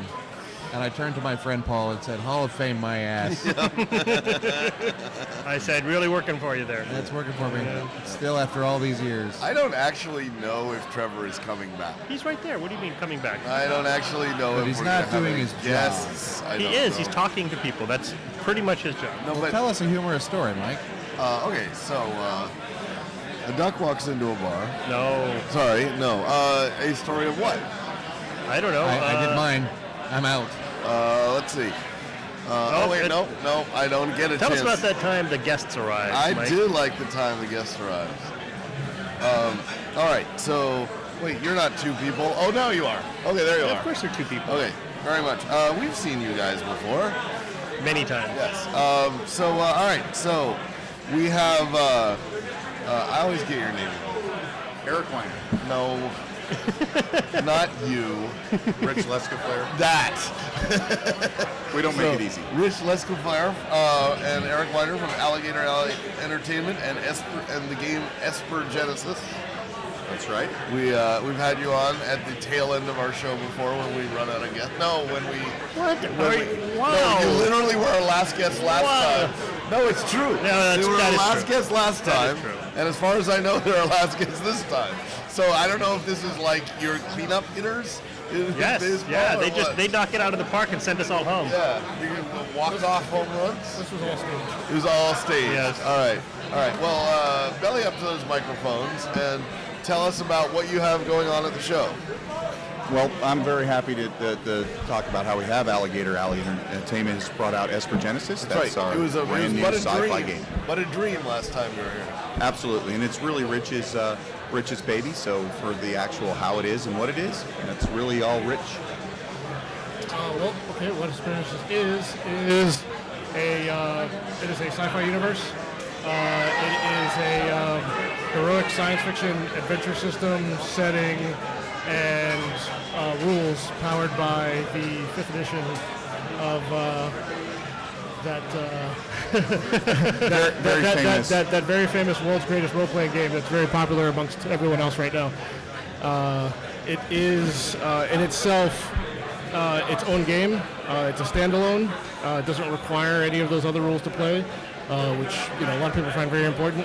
And it is Aren't the people who find that important also in possession of those rules? Like, I mean, isn't that like? Are there many people who buy one of these things that don't have those rules lying around? There could be some. Okay, all right. If nothing else, you don't have to carry 300. Yeah, right. No, that's a real thing. thing. That's a real thing. Somebody asked me today about the Amazing Games, our book, when we give a free PDF to everybody, and they say, "Oh, that's really great. That means that I can." I don't have to write in the book, and I'm like, I don't really care about that. All I know is I don't like carrying around my own book. It's really heavy, so a PDF is a fantastic thing. Now, one of the things I'm really happy about with this, by using the D&D rules, I said the evil word. I said the It's not evil. It's just not allowed to it's say fine. it. It's not like we don't know. Right, exactly. Everybody knows. But a lot of folks take 5th edition and kind of bang it in to make it work with what they make. Sure. And instead, Richard took the opposite approach and took his conception of genre and universe and everything and wrapped it around the 5th edition rules so that if you want to use 5th edition material, you can. It meld right in with it. That sounds delightful. So what's the setting? The setting is our galaxy. In the future, there are artifacts in space called crucibles. And they're in certain portions of the galaxy. They generate an infinite amount of energy after they activate. And certain cultures have began harvesting the energy out of these things. And they use it to power spaceships, to power cities, to power weapons, because everybody makes weapons out of these things. Of course. And after a few generations, people themselves actually started to attune to the power that was coming off of these. And they started exhibiting things like gravity control, controlling light, mental powers, things like that, being able to bend space. And these are what espers are called. And the setting itself is based around when a character or when a person starts attuning to this power. It's called Esper Genesis, where they start exhibiting these special powers, and they get to choose at that point what path they're going to follow in this sci-fi universe. That sounds pretty cool. And I see you have a copy, so is it available here? It is. We actually cracked these open a few days ago out of the cardboard. We were really excited to see it ourselves. I'll bet. And, I know what that's like. Oh yeah, first out of the box is amazing. Yep. We are at the Studio 2 booth. That's our distributor at booth 423 in the Gilroy. Well, fantastic. We'll send everybody over there. Eric, Rich, thank you for coming to our show and showing off Esper Genesis. Yeah, no, thank you very much for having us. We're always happy. Yes. Well, I'm glad you're always happy. Oh, at least always happy to be here. Okay, excellent. Okay. I'm glad who's always happy. That's close. Thanks, guys. There's a lot of sci-fi going on. A lot of sci-fi, a lot of RPGs. That's awesome. Yeah, we like that. Definitely a genre that I enjoy in many ways. I haven't seen a lot of... All the sci-fi I've seen has been going out into space. Sure. I haven't seen a lot of, like, you're on a planet in the future. You mean something like Numenera? Well, no, I mean, like, a new thing. right? A new world. I haven't seen. Oh, I like, see. You're talking. Most of these have been like right. They've been spaceship like what do you call that? Space opera. Sure. Right. Sure. Like a lot of space opera, not a lot of. Not a lot of Avatar going on. Right. Exactly. Right. So but this stuff ebbs and flows. We'll see. Probably see that next time. That's true. Once they go out into space, they find things. That's right. Yeah. That's right. That's right. So James, looks like I see various people who I think are going to be our guests. Well, we'll see. But we don't know. So do you want to reach over and angle that down a little bit? That mic. It got popped up for Tim, I think. There we go. Absolutely. We're gonna. I know who our next guest is, and we're gonna bring this full circle, but Sure. it's not over here yet. Full circle. Yeah, I'll explain why. Okay. I'll explain why. We're going to have Vangelis back on. No, I wish. Yeah, well. I also heard that as we're going to have Vangelis back. That sounds great. I went to a Vangelis concert once. Did you? Yeah, he just walks on stage and hits enter and then leaves. Nice. I bet, but the music was beautiful. As beautiful as ever. Yeah, indeed, that's delightful. I would go see that. I'd be like, look, there he is. Okay, now I'm just going to relax. Yep. He might come back for an encore and hit the button again. Maybe he will. Like, he had to yell encore. He's like, comes out, waves, and hits the button again. Yep. Oh, well, put it on anyway. Put it on and then look at them and do this. There you go. There you go.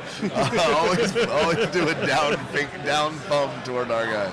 That's when you get the powerful electric shock. Indeed. Did it work?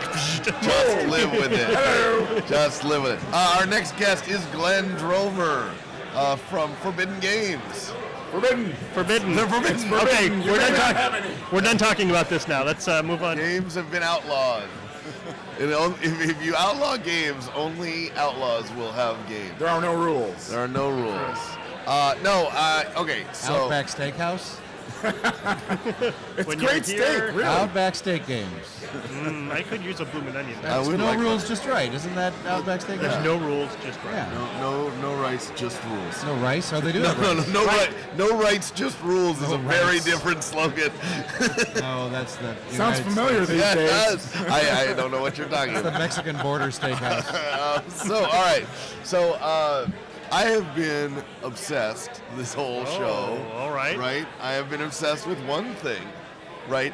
And I have been wondering how it affected your life over the last few days, right? Because I have just been hammering on this point for the entire show, which is that a raccoon. Okay, I thought this is where you were going. Yes, climbed a building in St. Paul, Minnesota, and it's important to understand that in looking back on it, right, we could say, oh, that was a lovely animal interest story, right? It was lights over. It was terrifying. If that raccoon had fallen, like, I did not think that story was going to end. 30 years of war, right? I mean, like, it would have Children just all over the country. Yeah, exactly, right? Crying to sleep. And one of the few people that I thought of in my circle that I was like, this is going to be one of the most impactful things on his life is Glenn Drover, because you're coming out with a game called Raccoon Tycoon. The timing. I know. I was like, perfect. Wait, was this a publicity stunt? No. I wish it were. There's a huge fork. I wish I was that smart. There's a huge fork in your life if this goes one of two directions, right? You're like, oh yeah, everybody loves raccoons. Right? This is great. Oh, it's gonna be a really great thing. Or oh my God, why did you remind me of this? I'm so mad at you. Everything turned out fine. It did. And we get a game. Yeah, and we get a game. Days. Let's talk about Raccoon Tycoon. All right. So Raccoon Tycoon was the product of my wife hating Catan. Okay. And me being shocked, my mind being blown. How could someone hate Catan? And I've been trying to pull her into the gaming world for like decades. Right. And she puts up with me and plays a game here and there and kicks my ass and then won't play a game again for months. Okay. So I'm like, all right, I'm going to start her from the beginning. Get her into Catan, and then we'll slowly wean her forward. Sure.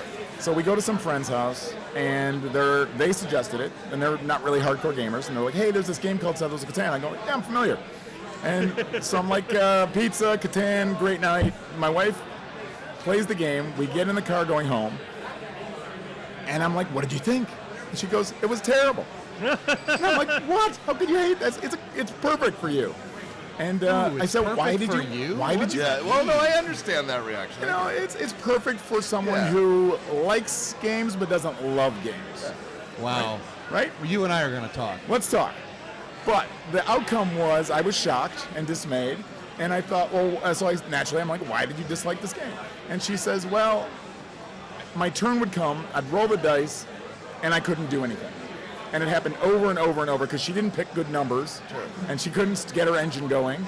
And we're all She gamers. didn't pick numbers that were going to come up on the dice. Yeah, keep going. As often. And we naturally blocked the hell out of her because we're all gamers, and we're me and the wife of the guy who invited us. And she and I are blocking everyone and crushing everyone, not thinking that now they hate the game. Right. Yeah, I think you should have had maybe a clue there. Right, but Okay. we're too involved in Sure. our domination to care what happens in the long run. And yet you're the advanced ones. Totally, completely, right? Obviously. All right. Morally, ethically, in every way. Absolutely. So, right at that moment, I'm like, okay, this game has so much good, and even like Monopoly, another game that like, you know, non-gamer gamers play, so much good, but they have flaws.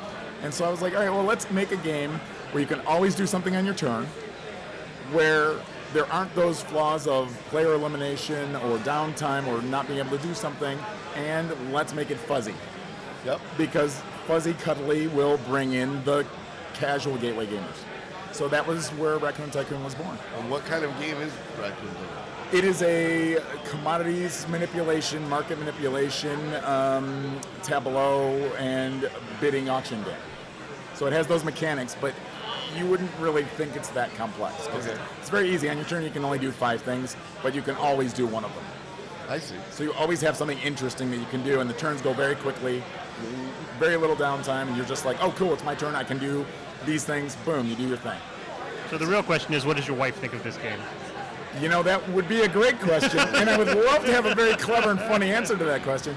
Truth is, she's never played it. Oh, okay. I see. Because she's not a gamer. My son, however, who's Your 12, story has an unsatisfying resolution. it does, and I would love to have just lied to you. But and the said, raccoon story has a very satisfying. The raccoon lived. Yeah. He lived. But your son loves it. My son loves it, and he kicks our butts regularly, and he's given me lots of great feedback, and you know, I like that. That's All right, that So- sounds great. And can people get it here? Kickstarter on Tuesday, so the Tuesday. timing couldn't have been better. I was about to say, you got to see if you can get that on MPR. Yeah. That's exciting news. Yeah, it's fun. It's fun. So, and that's kind of the company's mantra is gateway games with very high quality art. So that I don't know if you've seen the art for the game. It's Annie Stegg Gerard, and she's regularly at Gen Con in Artist Alley. Super talented oil paintings of fairies and animals and stuff. That's why I knew she would be able to do it. And it looks amazing. Just really beautiful, beautiful stuff. That's great. So it's going to grab people who are even casually interested. That sounds cool. That sounds cool. It's fun. Congratulations on your perfect timing.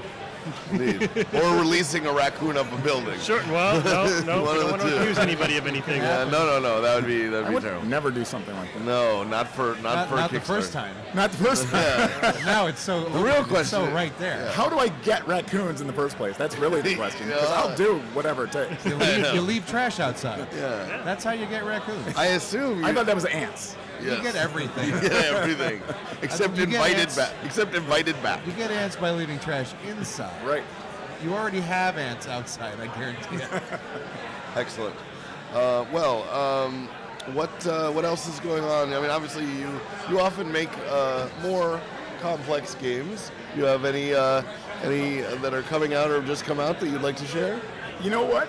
No. I am only doing gateway games now. Okay. So we've got a new gateway game coming every quarter for the foreseeable future because we felt like we had to scale up and have at least 4 or 5 games to matter. And there aren't enough games, so I really wanted to make sure that there were more. I've heard that a lot. Yeah, that's a lot. It's generally the belief. 4,000 new products a year. Yeah, is generally the not belief enough. is if you don't have 18 products releasing on a given day, you probably should make some more. Right. And that's my thinking. Ramp it up. Ramp it up. Yeah. So all gateway stuff, and we hired like a Disney artist to do the next one, which is a pirate theme because there aren't any pirate games. No, I've never done one. Right. And but they're the high quality visuals I think is a big part of it, what we're trying to do. Excellent. Well, I can't wait to see it. I'm sure I will be thinking of Rabbit the raccoon the whole time. Rabbit. Well, Glenn, thank you so much for coming on our show and telling us about your specific raccoon. My pleasure. You and I can discuss my raccoon anytime. It's late in a little late in the evening for that. All right, Glenn, thank you so much. Thanks for having me. I promise not to mention the raccoon again. Well, you brought in the raccoon tycoon guy. I did. What are you going to do? Who thinks that the world needs more games? Yes. Like lots more games. No, it's what this he is wants. the same guy that told you and me that the world needed another book about Texas Hold'em. Well, you know what? Yeah, we did it. It didn't. We did that. Yeah, we did that yes, book though. We did. It was a good book though. We could get. It was not a good book. It was a fine book. It was another in a series of 1,000 books on Texas Hold'em. Well, you know what? We're just all about gluts. we're gluttons for gluts. Gluttons for gluttony. Just filling we're, that We're glut. gluttons for getting paid. Yep. Oh my gosh. Did you get paid for that? Nope. Oh, oops. All right. We have our what I believe to be our last guests. Is that true? I see. Okay, sure. No, I believe it's our, All right. our last You guest. better be good. You're the closers. Yeah. It's gonna be. I believe that we're gonna have to do really well on this last one. All right. They won't invite us back. We only listen to the last thing. That's Right? true. They only No, listen to the last they thing. probably- So if you that's guys probably are what they always terrible, listen Forward to Tidball. if you guys are terrible, you're gonna get us kicked out of here. Oh, so we got to close this out? Yeah. No, you want to bring that in, by the way. Okay. Bring that in. So we are joined by Tracy Barnett of Encoded Design. Yeah, how's it going? And we're also joined by our dear friend Jeff Tidball from Atlas Games. How are you guys? Yeah, we're tired. We're done. We're done. All right. No. Good talk. Okay, thank you. Thanks for being on the show. No. Nailed it. We have had Jeff. We've had several people from Atlas on, and we talked about various things. But I'm going to bet that we're going to talk about books. I like books. I assume that's going to be what we're here to talk about. So I'll introduce you again as Jeff Tidball from Game Playwright. Yeah, right on. Yes. With Will Heinmarch, he and I have been publishing books that we just want to have be in the world. Right. So things we think about games. Yep. The Bones. Did you write? You wrote an essay. I in the wrote Bones, in both. right? Yes, I wrote an essay in the Bones. I wrote an essay. I wrote some important safety tips in right. things we think about games. Is this a family podcast? Can I say some of the things you think about games? I absolutely. Well, one of them I said in things we think about games is the advice that I give all game designers, and they all think like, oh, wait, I better listen to this, right? That's whatever it is. Well, I do want them to listen to it because I think it's the most important thing, which is clip your goddamn fingernails. Yes. Right? You spend your entire time moving things around with your hands for people. Jesus Christ, do your job and don't make me hate you. Perfect. Right? Yeah, that's fine. That's good work. Real short, Good work. good nail color. You know. That's good work. It's good work. Yeah, you can color it. You can get you can do whatever you like. You wear like skull rings. That's all fine. Just keep them short. But Just whatever can't have it the is, raggedy nonsense. Yeah, you're out. You're out of the industry if that happens. Mike had a bad experience with a fingernail once. Did I? I don't know. This must explain your No, obsession with I fingernails. don't. I don't think so. I did definitely note that many of my colleagues failed. Don't look at me. Again, I can only talk to you when I do so. I'm just saying, metaphorically. And I did notice it, and every point your time metaphor at every him. time I would essentially take out my equivalent of the nun ruler and just go back and say, get your fingernails back in line, and then you can come back to work. Sure, yeah. It's a true thing. Yeah. So yes, I'm sure I said other important things, but that's the most important. Right.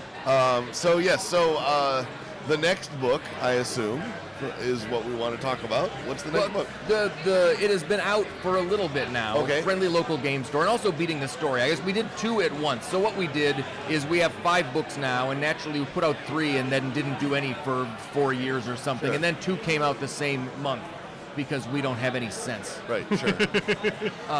But one that has really taken off, and we didn't know what to expect about it, is called Friendly Local Game Store. Gary Ray is a game store owner in the San Francisco Bay Area, and he's been writing a blog since the beginning of time called Quest for Fun about his experience running a store. and wanted to write a book. And he posted on Facebook at one point, almost a year to the date before we published the book, do I know anybody who wants to publish a book on that? And so I elbowed my way to the front of the line. And it turns out there are a ton of people who want to know all about how do I open a game store. Or there are also a lot of people who want to at least read about that and understand. I assume there's a ton of people who read it for why did I open a game store? That could be. So here's the funny thing about it. The subtitle of the book is Friendly Local Game Store, How to Make a Middle-Class Income in 5 Years. Nice. And everyone thinks this is hysterical. Right. And half of the people think it's hysterical because they don't believe that is possible. Right. And half of the people think that's hysterical because they believe that is shooting wildly too low. So no one thinks that is correct, but no one can agree on why it is wrong. As someone who just designs games, that sounds amazing. Could I have a middle class income in 5 years? That'd be, I'd no, love there's that. no book for that. Damn it. There's no book for that. No, Justin was on earlier. Justin was on it, Yeah. absolutely. Actually, there are some good books for that. The Game Inventor's Guidebook is an excellent way to actually make an income if you do all those things. But anyway, point is, Tracy, it's lovely to see you. Why don't you tell us about what you have going on? So Encoded Designs is publishing my game Iron Edda Accelerated through Kickstarter. That'll launch next month. And Iron Edda Accelerated is a game of epic Norse fantasy where Ragnarok happens with 50-foot-tall metal dwarven destroyers rising out of the ground and humanity looking to Loki for help. Great idea.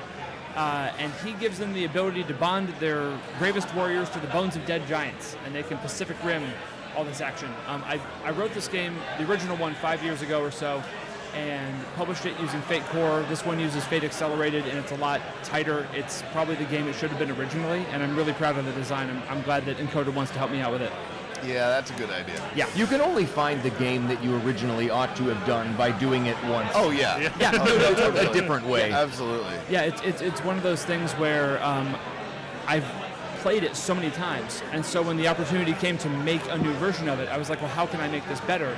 And I found the framework that Dresden Files Accelerated uses, and that codified so many different things about how, like what the cost of power should be in the game. Like, oh, you can summon an undead giant from the ground and stomp around in a big mech. Well, that's cool, but the giant also remembers being alive and has something they really desire about that. And you're their only body. So if it wants to drink, oh, you better drink. Because the giant's going to be mad if you don't do that. Like, that's very important to it. That sounds like a delightful RPG. Sounds like an adventure. Yes, it's the most pleasant Ragnarok experience I can guarantee outside of the third Thor movie. Nice. Oh, yeah. Welcome to the Ragnarok Lounge. A girl from Ipanema starts playing with a heavy metal beat behind it. I'd listen to that. Luke Crane would listen to that. Luke Crane has listened to that. Yes. So, all right, Jeff, what else is going on in your world here? So the other book that we put out is Beating the Story. Yes. That is Robin Law's sort of sequel to Hamlet's Hit Points, or follow-on to Hamlet's Hit Points. You know how much I love Hamlet's Hit Points. Well, am I going to love this as much as I love Hamlet's Hit Points? Yeah, or more so. So the thing that Beating the Story does is that it takes that framework. So Hamlet's Hit Points presents a framework for understanding stories through a beat analysis system. So it says that there are 10 or 12 types of dramatic and procedural and other kinds of beats in a story, and that you relate them to each other by rising action or falling action, and so you can understand the structure of a story by doing this. And what Hamlet's Hit Points did is demonstrated that basically by doing analysis of Dr. No and Hamlet and its lated origins. So the one with Casablanca. So Beating the Story presents some analyses, but it also goes deeply into depth of how you would use this in practice. So rather than just showing how it is done, it talks in great detail of how you would beat a story out, and it also presents a new system for mapping out the transitions between beats. So there is a new system for transitions. There is analysis of more things, like it analyzes an X-Files episode and a Mad Men episode. It talks about, one of the most interesting chapters in there is actually one of the shortest ones, but it talks about how you should use this system if you are a developer or editor or a person who is charged with improving someone else's writing using this beat system, and what the actual problem is when you are tempted to say something like, I don't like this protagonist. What are you really trying to express? Yeah. And so it is extremely useful as a troubleshooting and creative tool as opposed to just an analytical tool, which is more Hamlet's hit points main bag. We were talking about Hamlet's hit points for a thing we're maybe doing soon, which Nice. Yeah, I think that's going to be a cool thing. So I love Hamlet's hit points because it's basically entertaining parsing. Right? Like, I mean, it's like there's nothing I want to do less than parse a sentence. But when you put it in Casablanca, I'm involved. I'm in. I'm totally willing to do it. Sure. Right? So, yeah, it's pretty good. Tracy, what else is going on at your Origins? I ran a playtest of a new game yesterday. It's called Terraform, and the idea is that the Earth is completely messed up, and everyone's going to go to these lovely cryo stations that are around orbit and go to sleep, and we're going to terraform Earth and fix it. But of course, not everyone gets off the planet. So you play the people who are left behind, and the first phase is you have to survive all of that, the biogel and the nanoswarms and the massive mountain-moving machines. And then when you've got a place of safety, we fast forward 6 generations, where you define what did you hold on to, what is left, what do you remember of this legacy from before, and then what do you do when everyone wakes up and comes back to their planet. So yeah, it's that's really awesome. Yeah. It's a very interesting place to be. Yeah, I came up with the idea a number of years like back. You played a lot of Sorcerer. I have never played a single game of Sorcerer. Oh, that amazes me. I own the book, but I have never played it. That amazes me. You need to go play Sorcerer. I will keep that in mind. I tried like a weird Fate plus an Apocalypse World system for it a few years back, and of course that crashed and burned because those two games do very different things, I understand now. So I tried a completely diceless system this year, and it was the very first time I'd run it, and it was an alpha playtest. I got to the end of the session. We didn't crash and burn, and I got actionable feedback. So that's about all you can expect from the very first time you try and do a thing. I was pretty happy with how it went. And other than that, I come to this convention to talk to engaging people. So it's great talking to Jeff. I'm not sure about the three of you, but Jeff is fantastic. We get that a lot. Well, let's just talk to Jeff then. People are going to stand to talk to us for about 10 to 15 minutes. Yeah. So now that we're at the end of this, we are literally so. What are some of the other highlights? Catch me up. Okay. So we started out. Let me just run through the entire guest list. All right. No. Because I assume there are just tuning in people. Exactly. There are just tuning in people. Well, that's actually great. Mostly too late. Yes, it's a great actual setup to what I was going to say, which is we'll have all the episodes of Origins at night, Lone Shark Live, up on the Origins site, and so people. What's the URL? The URL is I don't know actually. Is it at Here we are at the end of the last episode, and we're about to tell you how to find it. Yeah, I actually don't know. I'll secret. We'll website. We'll put it in the comments of the YouTube. You can also, you'll see it on our YouTube channel, Lone Shark's YouTube channel. You'll also see that this broadcast and the previous one on Twitch in our archives, so you can catch up. It'll be very exciting. I find myself in this same position because with the two guys from Fight in a Box who are game publishers local to us, we started a podcast maybe 6 or 7 months ago, and we have recorded 21 or 22 of them and released none of them. And so I keep saying things, and this makes them very agitated when I say things like, you can find more episodes of this podcast wherever you found this one. I don't know where that is because we don't have a website yet. Perfect. Yeah. I run an actual play podcast too, and I have so much audio just sitting and waiting for me to have time to edit it and retract from the overextension that I did of trying to do 4 half-hour episodes a week. Wow, I just talk, a bad idea. I just talk into a random box every day and hope somebody's recording. Yeah, I like to make work for somebody else by saying, click the link here. Yes, indeed. So yes. Well, Does that turn out to be you? Yes. So we have all our episodes going to be available for people to see such amazing guests that we've had. We will obviously do our best to get these out as quickly as possible, and also I want to do some final thanks that I think we should do. Unless if there's any thoughts that you have before I do that, I'd love to hear them. This Origins is just like bigger and better than it's been ever before. It's really good Origins. Yeah. Yeah. So. Okay, so I want to do my thanks. I want to say thanks to WCBE 90.5, which makes us look and sound good really every year, and they They're just awesome people.